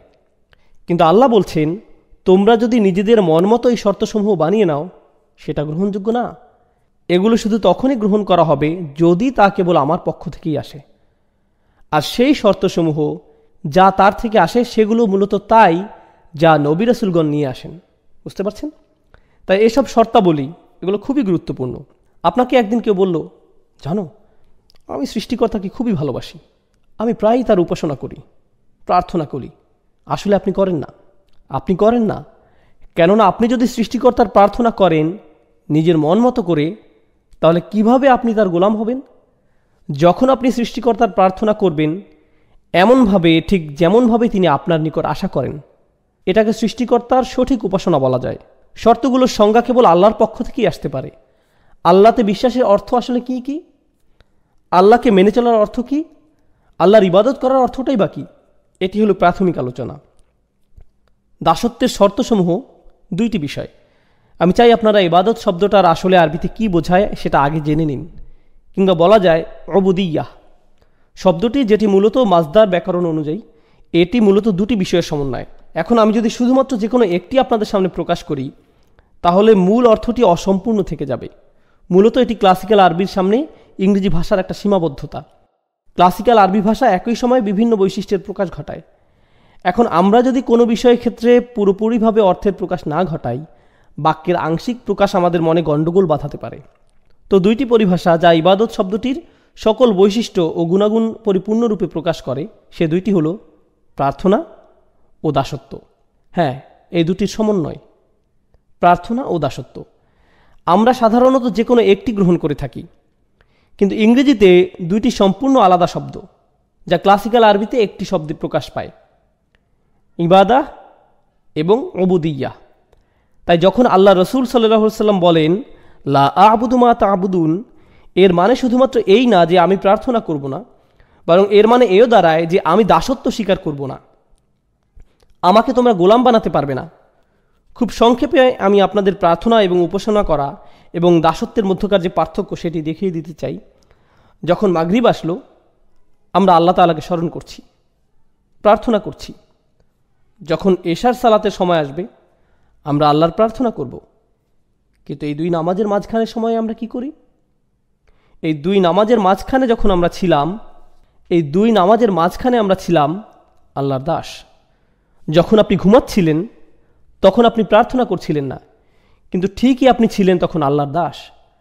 যখন আপনি ঘুম থেকে উঠলেন, দাঁত ব্রাশ করলেন, নাস্তা করলেন, আপনার কাজে যাওয়ার জন্য গাড়ি ড্রাইভ করলেন, সে সময় আপনি প্রার্থনা করছিলেন না, কিন্তু তাহলে আপনি কি করছিলেন? যদিও হয়তো এ সময় আপনি কোরআন তেলাওয়াত করছিলেন না বা কোনো জিকির আজকার করছিলেন না, কিন্তু ঠিকই এই সময় আল্লাহর দাসই ছিলেন। তো বলা যায় যে প্রার্থনা হচ্ছে নির্দিষ্ট কিছু কাজ, রোজা রাখা, নির্দিষ্ট সময়ে সালাত আদায় করা, হজ করা, কোরআন তেলাওয়াত করা, দান সাদকা করা, এগুলো সবই নির্দিষ্ট কিছু কাজ যেগুলো প্রার্থনা হিসেবে ধরা হয়। কিন্তু একজন দাস, একজন গোলাম, সে সর্বদাই আল্লাহর গোলাম, যদিও সে এই ধরনের কাজগুলো করে বা না করে। এই ধারণাটি আসলে খুবই শক্তিশালী, কেননা এর মানে দাঁড়ায় আমাদেরকে ঠিক সেভাবে জীবনযাপন করতে হবে যেভাবে আল্লাহ তাআলা চান। শুধুমাত্র জুমার নামাজে বা অন্য কোনো নামাজে আল্লাহকে মানবেন, আর অন্য সময় মানবেন না, সেটা চলবে না। নামাজগুলোর মধ্যকার সময়ে আমরা আল্লাহর বান্দাই। হাফিজু আলা সলাওয়াত ও সলাতুল উস্তা। আলেমদের মধ্যে অনেকে বলেন এখানে সলাতুল উস্তা বলতে নামাজগুলোর মধ্যকার সময়ের কথা বলা হয়েছে। এই সময়ে আল্লাহর সাথে আমাদের কানেক্ট থাকতে হবে, এই সময়ে আল্লাহর সাথে আমাদের সম্পর্ক থাকতে হবে, আমাদের আল্লাহর প্রার্থনা করতে হবে, একই সাথে আল্লাহর দাসত্ব মেনে নিতে হবে। এখন আমরা হয়তো অনেকেই আল্লাহর প্রার্থনা ঠিকভাবেই করি, কিন্তু দাসত্বের ক্ষেত্রে, যেমন হয়তো আপনি আসরের নামাজ পড়েছেন, কিন্তু এখন ভাবছেন সময় তো আছে, একটু মুভি দেখা যায়। মাগরিব চলে আসলো, হ্যাঁ মাগরিবের নামাজেও চলে আসছেন, কিন্তু এভাবে আপনি শুধু প্রার্থনা করছেন, দাসত্বের শর্তে টিকছেন না, আল্লাহর বান্দা হতে পারছেন না। কার হয়তো একটি মদের দোকান আছে, কিন্তু সে 5 ওয়াক্ত নামাজ পড়ছে মসজিদে গিয়ে। তো এখান থেকে সহজে বোঝা যায় যে সে আল্লাহর প্রার্থনা সঠিকভাবে করছে, কিন্তু আল্লাহকে মানছে না, কোনোভাবেই সে আল্লাহর বান্দা নয়। তাই সমস্যা হয়ে যায় আমাদের এই ইংরেজি অনুবাদগুলোর কারণে। এই অনুবাদগুলো দেখে আমাদের মনে হয়, যাক অন্ততপক্ষে আল্লাহর প্রার্থনা তো সঠিকভাবে করছি, আমার কাজ তো হয়ে গেল। না না, আপনি আল্লাহর প্রার্থনা করছেন, কিন্তু আপনি আল্লাহর বান্দা নন। প্রার্থনা করা হচ্ছে একটি অংশ, দাসত্ব হচ্ছে অপর অংশ, এবং ইবাদা এই দুইটি অংশ নিয়ে গঠিত, শুধু একটিতে হবার নয়। এখন আরবদের ব্যাপারটি লক্ষ্য করুন। আরবদের দুটি সমস্যা ছিল। প্রথমটি হচ্ছে তারা আল্লাহর প্রার্থনায় বিমুখ ছিল, তবে এর চাইতে বড় সমস্যা, তারা আল্লাহর দাসত্ব মেনে নিতে রাজি ছিল না। এই সূরাটি এই দুইটি সমস্যা নিয়ে আলোচনা করছে। আমাদের এই সমস্যা দুটি স্পষ্টভাবে চিহ্নিত করে নিতে হবে। যখন তারা আল্লাহর সামনে মাথা নত করতে এবং অন্য সকল উপাস্য থেকে মুখ ফিরিয়ে নিতে অস্বীকার করে, তখন সেটা তাদের কোন সমস্যা? প্রার্থনাগত সমস্যা নাকি দাসত্বের সমস্যা? অবশ্যই এটি তাদের প্রার্থনাগত একটি সমস্যা। কিন্তু যখন তারা ইয়াতিমদের দূরে ঠেলে দেয়, যখন তারা নারী শিশুদের হত্যা করতে বিরত থাকে না, যখন তারা গরিব দুঃখীদের দিকে ফিরেও তাকায় না, যখন তারা ন্যায় বিচার থেকে নিজেদের দূরে সরিয়ে নেয়, যখন তারা বিনা অপরাধে মানুষ হত্যা করে, যখন তারা কৃতদাসদের উপর অমানবিক অত্যাচার করে, তখন তারা আসলে কিসের সাক্ষ্যদান করে? তারা মূলত আল্লাহর দাসত্বকে প্রত্যাখ্যান করে। আল্লাহর বান্দার ন্যায় জীবনযাপন তারা কোনো আগ্রহ দেখায় না। আপনি আল্লাহর বান্দা মানে আপনি আল্লাহর উপাসনা করেন এবং তার সাথে তার দাসের ন্যায় জীবনযাপন করেন, দুইটি বিষয়। এখন আয়াতটি আমরা ভালোভাবে বুঝব। লা আ'বুদু মা তা'বুদুন। এখানে লা আ'বুদু অর্থাৎ আমি দাসত্ব করব না এবং আমি প্রার্থনা করব না, যার ইবাদত তোমরা করছো। আমাদের বুঝতে হবে এই আয়াতে আল্লাহ রসুলকে বলা হয়েছে কাফিররা কিসের প্রার্থনা করত আর তারা কার দাসত্ব করত সে ব্যাপারে কথা বলতে। তো তারা কিসের প্রার্থনা করত এবং তারা কার দাস ছিল বলে মনে করেন? তারা বিভিন্ন মূর্তির, নিজেদের বানানো মেয়েকে ঈশ্বরের উপাসনা করত এবং তারা নিজেদের লোভ লালসার দাস ছিল। দুইটি বিষয়, তারা মূর্তিগুলোর পূজা করত এবং নিজেদের শাহাওয়াত, লোভ লালসার গোলাম হয়ে গিয়েছিল, নিজের নফসের পূজারী। আল্লাহ রসুল তাদেরকে বলছেন, আমি তোমাদের এসব মূর্তি প্রার্থনাকে প্রত্যাখ্যান করি এবং নিজের নফসের দাসত্বকেও অগ্রাহ্য করি। এই দুটো বিষয়কেই আমি প্রত্যাখ্যান করলাম, আমি কখনো এগুলো মেনে নিব না। এই কাফিরদের চিন্তা ছিল অনেক দিন ধরে এই ঝামেলা চলছে, প্রায় 1 দশক হয়ে যাচ্ছে, আর তো ভালো লাগছে না ব্যাপারটা, কিছু একটা করা উচিত। মক্কার পরিবেশও কেমন থমথমে, মুসলিম আর কাফিরদের মধ্যে এই মারামারি কাটাকাটি আর সহ্য করা যায় না, চলো কিছুটা ছাড় দিয়ে দেখি। তাদের চিন্তা ছিল যে সমাজে এখন কিছুটা শান্তি ঐক্যের প্রয়োজন, এতে করে মক্কার পরিবেশ কিছুটা শিথিল হবে, আমাদের ভবিষ্যতের জন্য ভালো হবে। লা আ'বুদু, বেশিরভাগ ব্যাকরণবিদের মত অনুযায়ী এই আয়াতে মুদারিতে লা শব্দটির কারণে বর্তমানের চাইতে ভবিষ্যতের কথা এখানে অধিক বোঝানো হয়েছে। অর্থাৎ রাসূলুল্লাহ বলছেন, তোমরা আশা করে কোনো লাভ নেই, আমি কখনোই তোমাদের আশা অনুযায়ী কাজ করব না। তোমরা যদি মনে করো ভবিষ্যতে তোমাদের হয়তো সুযোগ আছে, সময় গেলে পরিস্থিতি পাল্টাবে, আমি কখনোই এসবের প্রার্থনা করব না। এবং তোমরা যা কিছুর উপাসনা করছো এবং দাসত্ব মেনে নিয়েছো, সেসবের দাসত্ব আমি কখনোই কবুল করব না, এমন কখনোই হবে না। তোমাদের মাথা থেকে এই চিন্তা দূর করে ফেলতে পারো। চলুন আমরা পরের আয়াতে যাই। ওয়ালা আনতুম আবিদুনা মা আ'বুদ। আর হ্যাঁ, তোমরা কখনোই প্রার্থনাকারী তো ছিলে না, না তোমরা কখনো দাসত্ব স্বীকার করেছিলে। এখন আবিদুন শব্দটা একটা ইসম, অর্থাৎ এটি একটা বিশেষ্য। তার মানে এখানে বোঝানো হচ্ছে তোমরা অতীতে কখনোই এবং বর্তমানেও না আর ভবিষ্যতেও তোমরা কখনো কোনোভাবেই আমি যে সৃষ্টিকর্তার উপাসনা করি তার উপাসনা করবে, বা যে সৃষ্টিকর্তার দাসত্ব আমি করি তার দাসত্ব মেনে নিবে। এটা অতীতে আগে কখনোই হয়নি এবং ভবিষ্যতেও কখনো হওয়ার কোনো সুযোগ নেই। তার মানে বোঝা যাচ্ছে যে এটা শতভাগ নিশ্চিত তারা চিরন্তনভাবে এই কুফুরির উপর বিদ্যমান। এখন আপনারা যদি এই আয়াতটি ভালোভাবে বুঝে নিতে চান, কেন আল্লাহ বললেন যে তারা তাদের কুফুরির উপরই বিদ্যমান থাকবে, কেন তারা কখনোই মানবে না? কুরাইশদের এই নির্দিষ্ট কিছু নেতাদের কেন আল্লাহ এভাবে অভিশপ্ত করলেন, সেটার উত্তরটি কোরআনের অন্য এক স্থানে আমরা পাই। আল্লাহ বলেন, আম আমরামু আমরান ফা ইন্না মুবরিমুন। খুবই গুরুত্বপূর্ণ একটি আয়াত। এই আয়াতটি বোঝার জন্য আপনাদের খুবই গুরুত্বপূর্ণ একটা শব্দ সম্পর্কে ধারণা নিতে হবে। আরবি শব্দটি হচ্ছে ইব্রম। ইব্রম এই শব্দের অর্থ হয় কোনো স্থাপনার জন্য দড়ি বাঁধা। আপনারা নিশ্চয়ই জানেন, আগেরকার দিনে আমাদের কাছে সিমেন্ট ছিল না, সিমেন্ট বলতে কিছুই ছিল না। তো এখন আপনার কাছে 2 টুকরো কাঠ আছে, আপনি সেগুলো কিভাবে জোড়া লাগাবেন?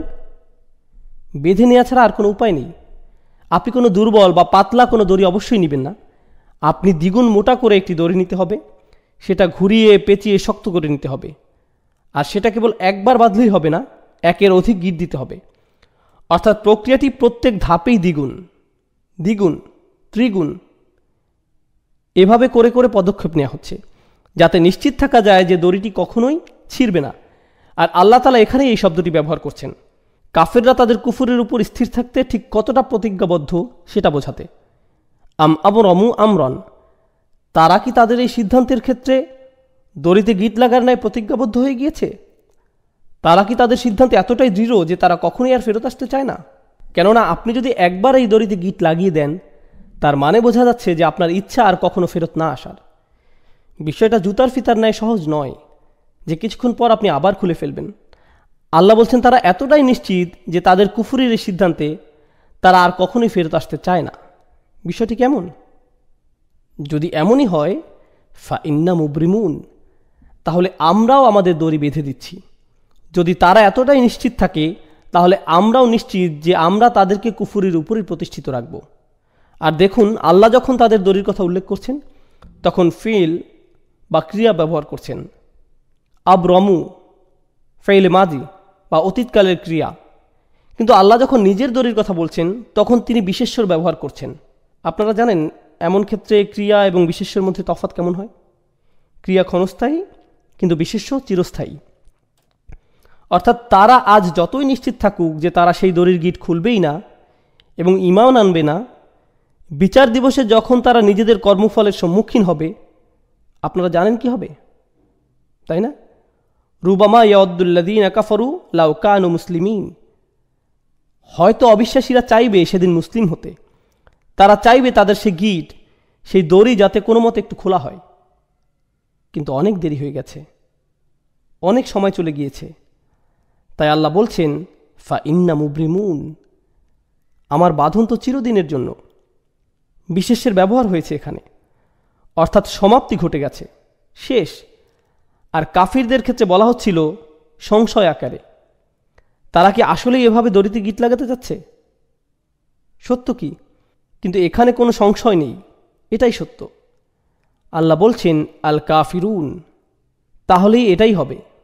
অন্যভাবে বললে, তারা তাদের সিদ্ধান্ত স্থির করে ফেলেছিল, তাই আল্লাহ তাআলাও তার সিদ্ধান্ত নিয়েছেন। অবাক হওয়ার কিছু নেই। তোমরা কখনোই সেই সত্তার প্রার্থনা করনি যার প্রার্থনা আমি করেছি। মনে করো না যে আমার নবুয়তের পূর্বে তোমাদের আর আমার বিশ্বাস একই ছিল। না না না, কখনোই না। ওয়ালা আনতুম আবিদুন, তোমরা কখনোই করনি, কখনোই সঠিকভাবে প্রার্থনা করনি, আগেও কখনো করনি, ভবিষ্যতেও কখনো করবে না। যার দাসত্ব আমি এখন করছি, তোমরা তা মেনে নিবে না। আবুদ এই শব্দটি রাসূলের জন্য বর্তমানকালে ব্যবহৃত হয়েছে। খুবই চমৎকার প্রয়োগ। এই শব্দটি বর্তমানকালে ব্যবহৃত হলে কি বোঝায় জানেন? তিনি তার অতীত বোঝাননি, তিনি শুধুমাত্র তার ভবিষ্যৎ নিয়ে বলেছেন। আর এটি খুবই চমৎকার কেন জানেন? কারণ তিনি কখনোই শিরক করেননি। রাসূলুল্লাহ সাল্লাল্লাহু আলাইহি ওয়াসাল্লাম কখনোই শিরক করেননি, সেটা আমরা জানি। কিন্তু সত্যিকার অর্থেই তিনি আল্লাহর বান্দা তখন হলেন যখন আল্লাহর পক্ষ থেকে তার নিকট ওহী আসা শুরু হলো। তিনি সত্য খুঁজে ফিরছিলেন, সর্বক্ষণ চিন্তায় পেরেশানিতে মগ্ন ছিলেন। ওয়াজাদাকা দাল্লান ফাহাদা, আমরা তোমাকে অন্বেষণ করতে দেখেছি এবং পথ প্রদর্শন করেছি। কিসের পথ দেখানোর কথা বলা হচ্ছে? দাসত্ব কবুলের পথ। হেদায়েত ও দাসত্ব একই পথের পথিক। ইয়াকা না'বুদু ওয়া ইয়াকা নাস্তাঈন। তারপরেই কি আসছে? ইহদিনা, অর্থাৎ হেদায়েত।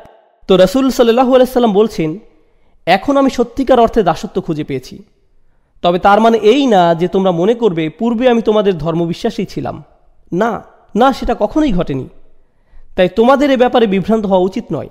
আর এখানে খুবই শক্তিশালী শিক্ষা যেটা পাওয়া যায় সেটা হচ্ছে, যদি তোমরা জানো যে আমি কখনোই তোমাদের বিশ্বাস গ্রহণ করব না, এবং আমিও জানি যে তোমরা আমার বিশ্বাস কখনো গ্রহণ করবে না, তার মানে এখান থেকে সহজেই বোঝা যায় যে আমাদের রাস্তা ভিন্ন। তাই বলা যায় এই দুইটি আয়াত এখানে ভবিষ্যৎ নিয়ে আলোচনা করছে। হ্যাঁ, অতীতের তুলনায় এখানে ভবিষ্যতের দিকে ফোকাস করা হচ্ছে। আমি কোনো কিছু ছাড় দিব না এবং তোমরাও কোনো কিছুতেই ছাড় দিবে না বলে মনে হচ্ছে। আল্লাহর উপাসনা তোমরা করবে না এবং তার দাসত্ব তোমরা মানবে না। ওয়ালা আনা আবিদুম মা আবাদতুম। এখন আমরা অতীতে ফিরে যাচ্ছি। আগের দুইটি আয়াত ছিল ভবিষ্যতের জন্য, এখনকার দুটি আয়াত অতীতের জন্য। ওয়ালা আনা আবিদুন, আমি কোনো প্রার্থনাকারী নই, অর্থাৎ আমি কখনোই দাসত্ব স্বীকার করিনি। মা আবাদতুম, যার উপাসনা তোমরা করছো। ভেবো না যে তোমাদের প্রভুই আমার প্রভু, আর এভাবে ভেবো না যে আমার প্রভু তোমাদের প্রভু। এমনকি আমি পূর্বেও যে প্রভুর প্রার্থনা করতাম সেটাও তোমাদের প্রভু ছিল না। ওহী লাভের পূর্বেও আমি তোমাদের প্রভুর প্রার্থনা করিনি। সে সময় যেসব বিষয়ের মূল্য ছিল না আমার কাছে, তোমরা আশা করছো যে এখন নবুয়তের পরে, ওহী আগমনের পর আমি সেই বিষয়টির মূল্যায়ন করব। তোমরা চাও যে এখন আমি কিছুটা ছাড় দেই। অতীতেও যেখানে আমি কখনো শিরক করিনি, সেখানে এখন ওহী আসার পর এটা তো অসম্ভব। তো এখানে কোনো সুযোগ নেই যে আমি কিছুটা ছাড় দিই। ওয়ালা আনা আবিদুম মা আবাদতুম, যেটার উপাসনা তোমরা করছো সেটা তো আমি প্রথম থেকেই করিনি। এখন এটিকে অতীতের সাথে মিলিয়ে নিন। ওয়ালা আনতুম আবিদুনা মা আবুদ। এখন এখানে কিছু বিষয় আমাদেরকে স্পষ্ট করে নিতে হবে। পূর্বে রিপিটেশনের কথা আমরা বলেছিলাম। প্রথম ওয়ালা আনতুম আবিদুনা মা আবুদ ছিল ভবিষ্যতের জন্য, কিন্তু দ্বিতীয়বার যখন বলা হলো এটি অতীতের জন্য। একটি ছিল এক বিষয়ে ছাড় দেওয়ার জন্য এবং অপরটি অপর বিষয়ে ছাড় দেওয়ার জন্য। এই আয়াতটি পুনরায় আসার কারণ আমরা ইতিমধ্যে বুঝে নিয়েছি। তৃতীয় আরেকটি উপায় যেভাবে আয়াতটির পুনরাবৃত্তির কারণ বোঝা যায়, যখন আপনি কোথাও যান আর কারো বিরুদ্ধে শত্রুতা পোষণ করেন, আপনি তখন খুবই কঠিন ভাষা ব্যবহার করেন আর কারোর সাথে কঠোর আচরণের জন্য একই ধরনের কিছু কথা বারবার বলার প্রয়োজন হয়। ঘৃণা করি, আমি তোমাকে ঘৃণা করি, মেরে ফেলবো, আমি তোমাকে মেরে ফেলবো। একই কথা পুনরায় বলে আপনি কি বোঝাতে চাচ্ছেন? এখান থেকে আপনার রাগান্বিত অবস্থায় স্পষ্ট হয়। এখান থেকে বোঝা যায়, শুনেছ আমার কথা, বুঝেছ, আমি কোথাও যাচ্ছি না, আজ শেষ করেই ছাড়ব। এভাবে পুনঃ পুনঃ বলা এটি রাসূলের বলার ভঙ্গি। আল্লাহ রাসূলকে শিখিয়ে দিচ্ছেন যে তাদের বুঝিয়ে দাও, ভালোভাবে আলোচনা করে নাও, তারা সঠিক অর্থে যেন বুঝে নেয়। যদি তারা প্রথমবার না বুঝে তাদেরকে আবার বলো। এটি মূলত খুবই কঠিনভাবে বলার একটি মাধ্যম। ওয়ালা আনতুম আবিদুনা মা আবুদ। এখন এখানে মা শব্দটি খুবই গুরুত্বপূর্ণ। আল্লাহ এখানে বলেননি ওয়ালা আনতুম আবিদুনা মান আবুদ, আর তুমি তার উপাসনা করো না যার উপাসনা আমি করি। আয়াতে বলেননি আমি যার উপাসনা করি, বরং বলেছেন আমি যেসবের উপাসনা করি। কিন্তু মা শব্দটি আমরা জানি প্রাণীবাচক শব্দের ক্ষেত্রে ব্যবহৃত হয় না, এটি ব্যবহৃত হয় অপ্রাণীবাচক শব্দের ক্ষেত্রে। মান শব্দের ব্যবহার হয়ে থাকে প্রাণীবাচক শব্দের ক্ষেত্রে। তাই এই বর্ণনা কিছুটা বিভ্রান্তির সৃষ্টি করে। কিভাবে আমি যার উপাসনা করি বলার পরিবর্তে আমি যেসবের উপাসনা করি বলা সম্ভব? এখন আমি উপাসনা বা প্রার্থনা শব্দটি সাধারণ অর্থে ব্যবহার করছি। আপনারা এখন উপাসনা ও দাসত্ব আলাদাভাবে কোনটা কি বোঝায় জানেন, কিন্তু আমি এখানে সাধারণ অর্থে ব্যবহার করছি। আল্লাহ তার রাসূলকে আমি যার প্রার্থনা করি বলতে না বলে দুইবার আমি যেসবের প্রার্থনা করি বলতে বললেন। এখানে এই মা শব্দটি, যেটি দ্বারা আয়াতে যেসবের অর্থ করা হয়েছে, এটি আরবি ব্যাকরণ অনুযায়ী মা মাসদারিয়া হতে পারে। একভাবে চিন্তা করলে এরূপ ধরা যায়। তাহলে অর্থ হবে যে প্রার্থনা আমি করি, মা আবুদের অর্থ হয় ইবাদাতি আবুদু, অর্থাৎ আমি যেমন প্রার্থনা করি তেমন তোমরা কখনোই করবে না। মা শব্দটি দ্বারা এক হিসাবে এমনটাই বোঝাচ্ছে যে ধরনের যে প্রকৃতির উপাসনা আমি সৃষ্টিকর্তার করি তোমরা তা কখনোই করবে না। সৃষ্টিকর্তার একজন দাস হওয়া, প্রার্থনাকারী হওয়া, এটি আমার নিকট যে অর্থ বহন করে তা তোমাদের নিকট কখনোই একই অর্থ বহন করে না। তোমাদের আর আমার চিন্তাভাবনা সম্পূর্ণ ভিন্ন। মা শব্দটির এটি একটি ব্যাখ্যা। দ্বিতীয় যে ব্যাখ্যা মা শব্দটির করা যায়, যদি এটাকে ইসমে তাজ্জুব, মসুলা, কি অসাধারণ সৃষ্টিকর্তার উপাসনা আমি করি, আর কি জঘন্য মিথ্যাচারের উপাসনা তোমরা করো।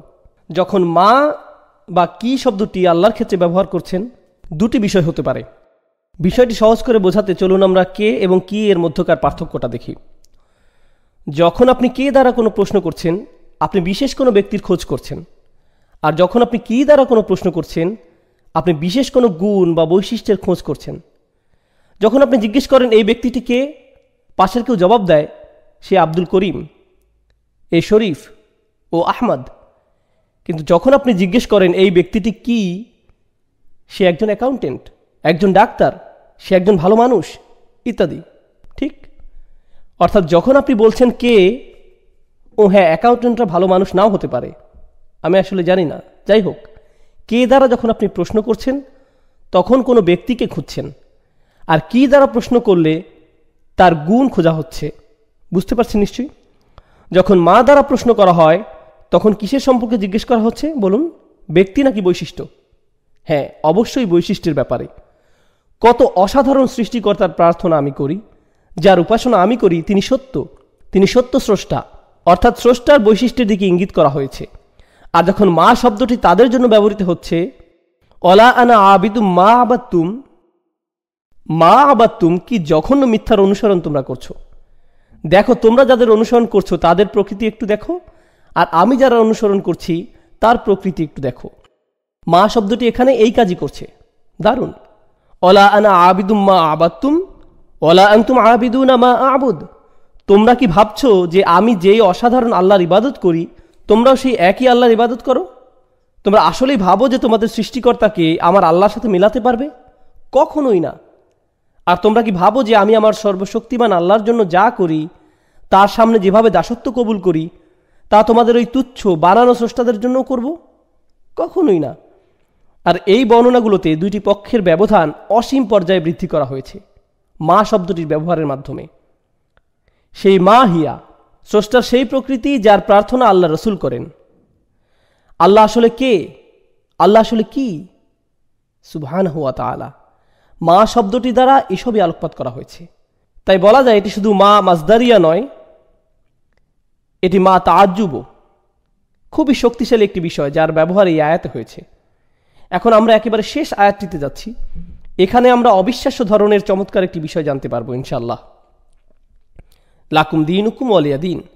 সম্ভবত এটি আমাদের সময় কোরআনের সবচাইতে ভুলভাবে ব্যাখ্যাকৃত আয়াতগুলোর মধ্যে একটি। সাধারণভাবে আয়াতের অর্থ করা হয় তোমাদের দিন তোমাদের থাকুক, আমার দিন আমার। প্রথমে এখানে লাকুম শব্দটি আগে ব্যবহৃত হয়েছে, ইখতিসাস, অর্থাৎ জার ওয়া মাজরুর মুকাদ্দম। আল্লাহ বলেননি দীনুকুম লাকুম ও দীনি লি। তিনি বলছেন লাকুম দীনুকুম অলিয়া দিন, তোমাদের ধর্ম শুধুই তোমাদের জন্য। হ্যাঁ, তা শুধুই তোমাদের, অর্থাৎ সেটা কখনোই আমার জন্য হবে না, আমার হবে না। শুধুই শব্দটি আমি এখানে যথার্থ কারণেই বসিয়েছি, কেননা লাকুম এখানে আগে এসেছে। এটা যদি দিন হুকুমের পরে আসতো তাহলে শুধুই শব্দটা এখানে হতো না। এটা যদি দিন হুকুমের পরে আসতো তাহলে শুধুই শব্দটি এখানে আসতো না।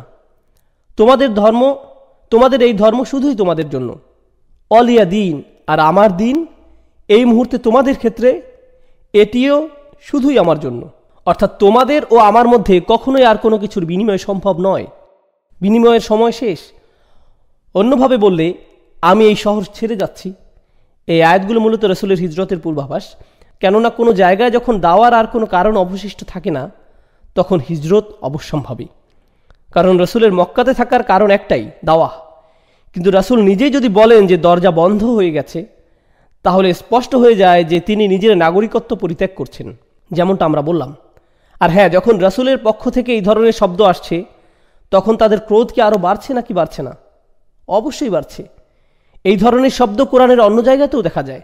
কুল ইয়া কওমি আমালু আলা মাকানাতিকুম, তাদের বলুন আমার জাতির মানুষেরা, তোমাদের জায়গা থেকে তোমাদের যা মন চায় করো, তোমাদের অবস্থায় থেকে যা করতে পারো করে ফেলো। ইন্নী আমালু, আমিও কাজ করছি, আমার যা করার আমিও করে যাচ্ছি, দেখা যাক শেষ হাসি কার হয়। নামাজের বিরতির পূর্বে শেষ কয়েক মিনিটে আমরা এই সূরার আয়াতগুলো আরেকবার দেখে নিই। আয়াতগুলো ভিন্ন এক দৃষ্টিভঙ্গি থেকে আলোচনা করা যাক সূরাটি পুরোপুরি শেষ করার পূর্বে। আর নামাজের পরবর্তী 10 মিনিটের সেশনে আমরা সূরাটি একেবারেই শেষ করে দেব ইনশাআল্লাহ তাআলা। দিন শব্দটি আরবিতে এই শব্দটি দাইন শব্দ থেকে আসে। দাইন শব্দের অর্থ ধার বা ঋণ, কোনো কিছু যার নির্দিষ্ট পরিমাণ আপনি কারো কাছ থেকে পান বা যা আপনার থেকে কেউ পায়। দিন শব্দটি আরবিতে শাসনতন্ত্র বা সরকারও বোঝায়, কেননা সরকার সাধারণ মানুষকে তাদের পাওনা দিয়ে থাকে এবং সাধারণ মানুষ থেকে নিজেদের পাওনা নিয়ে থাকে। সূক্ষ্ম বিনিময় যা সরকার ও কোনো দেশের মানুষের মাঝে ঘটে। দিনের জন্য কোনো না কোনো কর্তৃপক্ষ থাকা জরুরি। একইভাবে বিচার দিবসে যখন মানুষ ঠিক তাই পাবে যা তাদের প্রাপ্য, ঠিক তাই দিবে যা তাদের থেকে পাওনা, এই দিনকেও ইয়াউম আদ-দিন বলা হয়েছে। মালিকি ইয়াউমিদ্দিন, লাকুম দীনুকুম ওয়ালিয়া দিন এর একটি অর্থ হয় তোমরা যথার্থভাবে ঠিক তাই পাবে যা তোমাদের প্রাপ্য। তোমাদের বিচার শুধুমাত্র তোমাদের জন্যই হবে, আর আমার বিচার ও আমার উপরেই হবে। আর তোমাদের আজকের এই কুফরের পরিণতি কি সেদিন বিচার দিবসে তোমরা জানতে পারবে। এখানে দিন শব্দের দ্বারা এই অর্থটিও বোঝানো হচ্ছে, লাকুম দীনুকুম ওয়ালিয়া দিন, তোমাদের বিচার তোমাদের জন্য আর আমার বিচার আমার জন্য। সুবহানাল্লাহ। এগিয়ে যাও, সরাসরি চ্যালেঞ্জ। জাহান্নামের আগুন এই মুহূর্তে শুধুই তোমাদের জন্য। তোমরা যারা কুফরের উপর পুরোপুরি স্থির হয়ে আছো, তোমাদের জন্য সেদিন থাকছে বিশেষ বিচার, আর নবী হিসাবে আমার জন্য থাকবে বিশেষ ফয়সালা। দেখা যাক শেষ পর্যন্ত জয় কাদের হয়। উন্মুক্ত চ্যালেঞ্জ। আরেকটি বিষয় যা আমি চলে যাওয়ার পূর্বে আপনাদের জানাতে চাই, লাকুম দীনুকুম ওয়ালিয়া দিন, অনেকেই এই আয়াতটির ভুল ব্যাখ্যা করেছেন এভাবে যে রাসূলুল্লাহ সাল্লাল্লাহু আলাইহি সাল্লামের কিছু যায় আসে না যদি তারা শিরক করে, তোমরা তোমাদের মতো থাকো, আমরা আমাদের মতো থাকি। এটি আসলে আয়াতের একটি ভুল ব্যাখ্যা এবং ভুল বুঝ। জি হ্যাঁ, একেবারেই ভুল অর্থ করে নেয়া। এই আয়াতটি কখন নাজিল হয়েছিল? প্রায় 1 দশক দাওয়াত দেওয়ার পরে এই আয়াতটি নাজিল হয়। এরপর তাদেরকে বলা হলো তোমাদের যা করার তোমরা করতে থাকো, আর আমি আমার কাজ করতে থাকব। আর এখন আমরা আর শব্দ দ্বারা সংঘর্ষে যাব না, এখন সংঘর্ষ হবে তরবারি দ্বারা। অর্থাৎ অন্যভাবে বললে এই আয়াতটি সেসব লড়াই বা যুদ্ধের পূর্বাভাস যেগুলো সামনের দিনগুলোতে আসছে, এই লাকুম দীনুকুম ওয়ালিয়া দিন আয়াতে।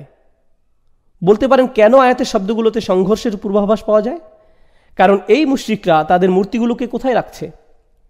তারা এগুলোকে রাখছে বাইতুল হারামে। আর রাসূলুল্লাহ সাল্লাল্লাহু আলাইহি সাল্লামের মূল কাজ কি? আমরা ইতিমধ্যেই উত্তরাধিকার সূত্রে পাওয়া রাসূলের দায়িত্ব নিয়ে কথা বলেছি। তার মূল দায়িত্ব কি? ইব্রাহিম আলাইহিস সালামের ধর্মকে পরিশুদ্ধ করা। আর তিনি সেটা কিভাবে করতে পারেন? যে উদ্দেশ্যে আল্লাহর এই ঘর নির্মিত হয়েছিল সেই উদ্দেশ্যে এটির পুনর্গঠনের মাধ্যমে। কিন্তু ততক্ষণ তিনি এটি করতে পারছেন না যতক্ষণ মুশরিকদের প্রতিমাগুলো এই ঘরে মজুদ রয়েছে। তাই আল্লাহর দ্বীন এখানে পূর্ণতা পেতে হলে তাদের দ্বীনকে সরতে হবে।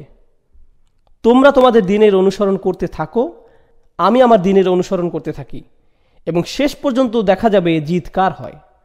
তাই আল্লাহ বলেন, হুয়াল্লাযী আরসালা রাসূলাহু বিল হুদা ওয়া দীনিল হক লিইয়ুযহিরাহু আলাদ দীনি কুল্লিহি।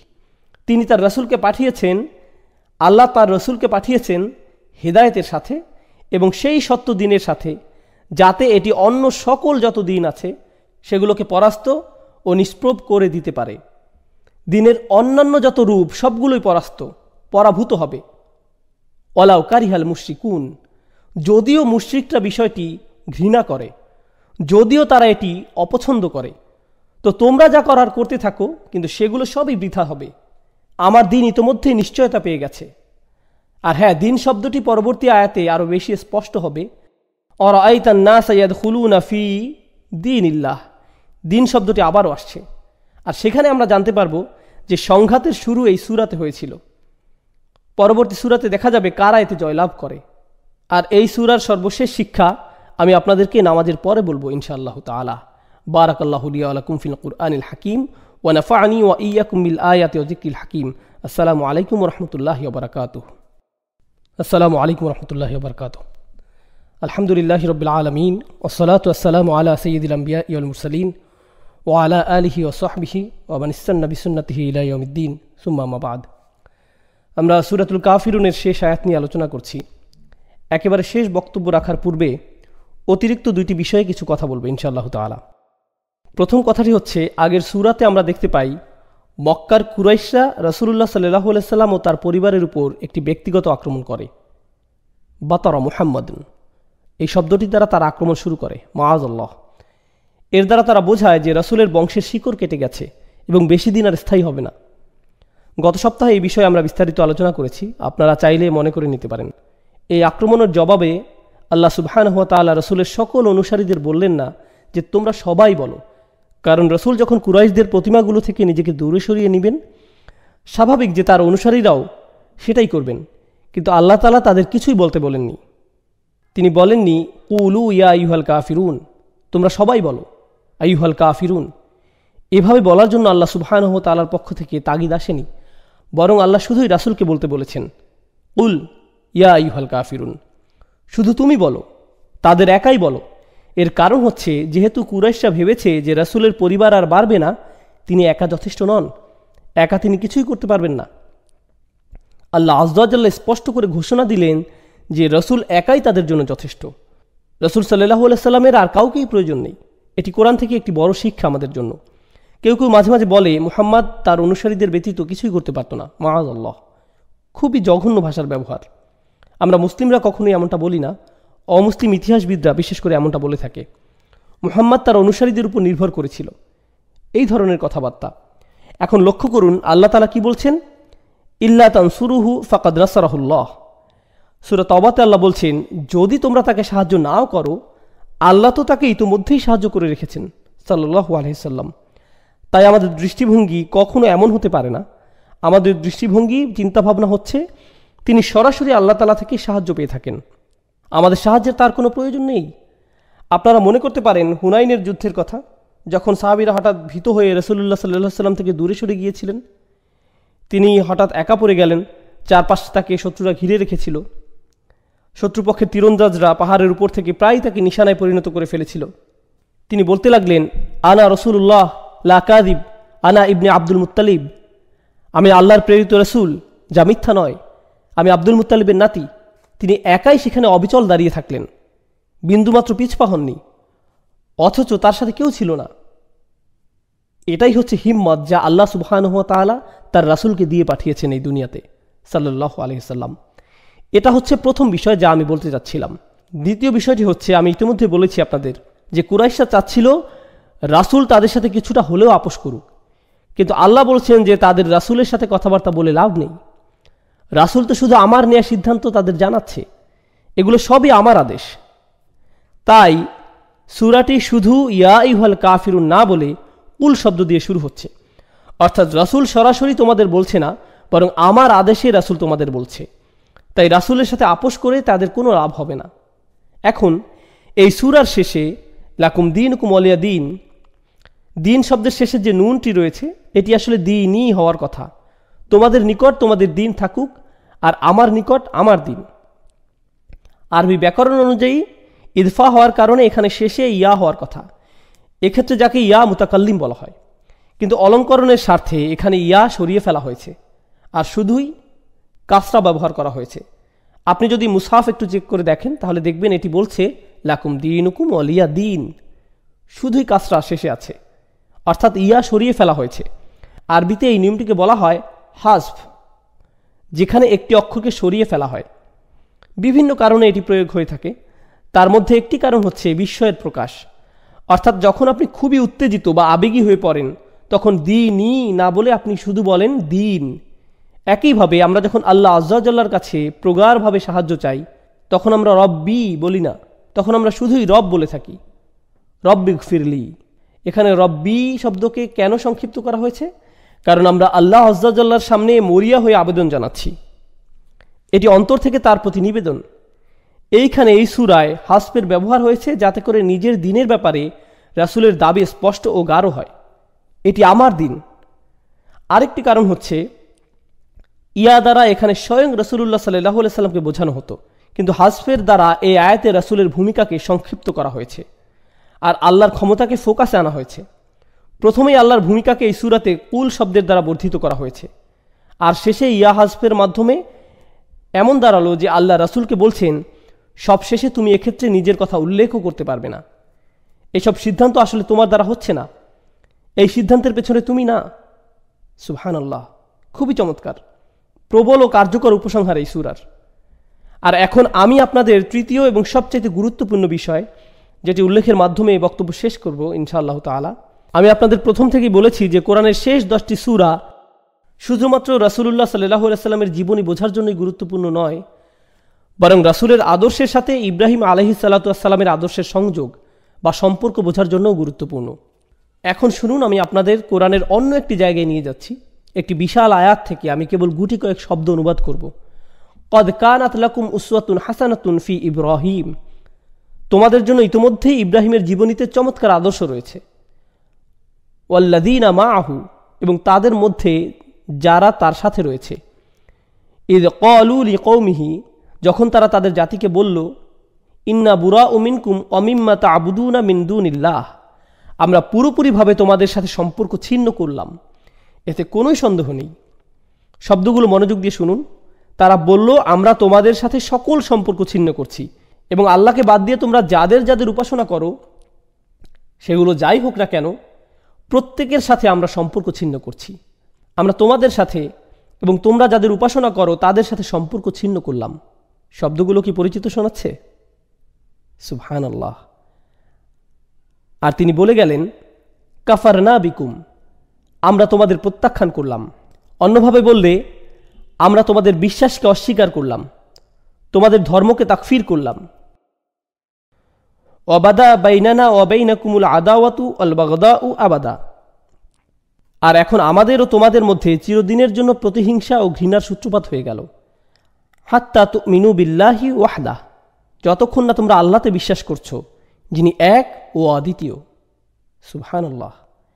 আয়াতের শেষ অংশে ইব্রাহিম তার পিতার জন্য দোয়া করছেন আলাইহিস সালাম, যার মধ্য দিয়ে আয়াতটি শেষ হয়।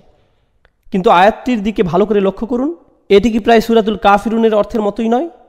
যেভাবে রাসূলুল্লাহ কুরাইশদের সাথে মোকাবেলা করছেন, তিনি তাদের সাথে বিরোধপূর্ণ কথাবার্তার মধ্যেও ইব্রাহিম আলাইহিস সালামের আদর্শের পুনরাবৃত্তি করছেন। শুধুমাত্র ফাসল্লি লিরব্বিকা ওয়ানহার এর মধ্যেই নয়। সুবহানাল্লাহ, কত সুন্দরভাবে আল্লাহ তাআলা কোরআনের শিক্ষাগুলোকে সংযুক্ত করেছেন। ওয়াকাযালিকা নুফাসসিলুল আয়াহ, আর এভাবেই আমরা আয়াতগুলোকে ব্যাখ্যা করে থাকি। কত সুন্দরভাবে বিষয়গুলো যুক্ত হয়, ইতিহাস কতই না চমৎকারভাবে মিলে যায়। আর আপনারা সাথে এই বিষয়টি বুঝতে পারবেন। একটু আগেই আমি যেটা বললাম, রাসূলুল্লাহকে একাই কথা বলতে হয়েছিল, নিজের সাথে অন্য কাউকে সম্পৃক্ত করার সুযোগ তাকে দেয়া হয়নি। অন্যদিকে ইব্রাহিম আলাইহিস সালামের অল্প কিছু অনুসারী থাকা সত্ত্বেও তাদের নিয়েই কাফিরদের সাথে কথা বলার আদেশ দেওয়া হয়েছে। বৈপরীত্যের দিকে লক্ষ্য করুন। কার অনুসারীর সংখ্যা বেশি? মুহাম্মদুর রাসূলুল্লাহ সাল্লাল্লাহু আলাইহি সাল্লাম। ইব্রাহিম আলাইহিস সালামের অনুসারীর সংখ্যা খুবই কম। আমরা ইতিহাস থেকে এটা ভালোভাবেই জানি। তার অনুসারীদের কথা খুবই কম উল্লেখ করা হয়েছে, এমনকি তাকে একাই উদ্দেশ্য করে উম্মাতান বলা হয়েছে। কিন্তু অল্প যাই তার অনুসারী ছিল, তাদেরকে সঙ্গে নিয়েই তাকে তার জাতির বিরুদ্ধে দাঁড়াতে বলা হয়। কিন্তু অপরদিকে রাসূলুল্লাহ সাল্লাল্লাহু আলাইহি সাল্লামের অনুসারী অনেক বেশি থাকা সত্ত্বেও তাকে বলা হলো, না না না, তুমি একাই তাদের বলো, একাই তাদের কাছে যাও। কারণ তাদের জানা দরকার তোমার ক্ষমতা কতটুকু। তাদের জানা দরকার যে তারা চাইলেই তোমার সাথে এভাবে কথা বলতে পারে না। সাল্লাল্লাহু আলাইহি ওয়াসাল্লাম। আল্লাহ তাআলা আমাদের কোরআন বোঝার সঠিক সামর্থ্য দান করুন, সঠিক বুঝ দান করুন, আর রাসূলুল্লাহ সাল্লাল্লাহু আলাইহি ওয়াসাল্লামের প্রতি আমাদের অন্তরে ভালোবাসা দান করুন। বারাকাল্লাহু লি ওয়া লাকুম ফিল কুরআনিল হাকীম ওয়া নাফা'নি ওয়া ইয়্যাকুম বিল আয়াতি ওয়া যিকরিল হাকীম।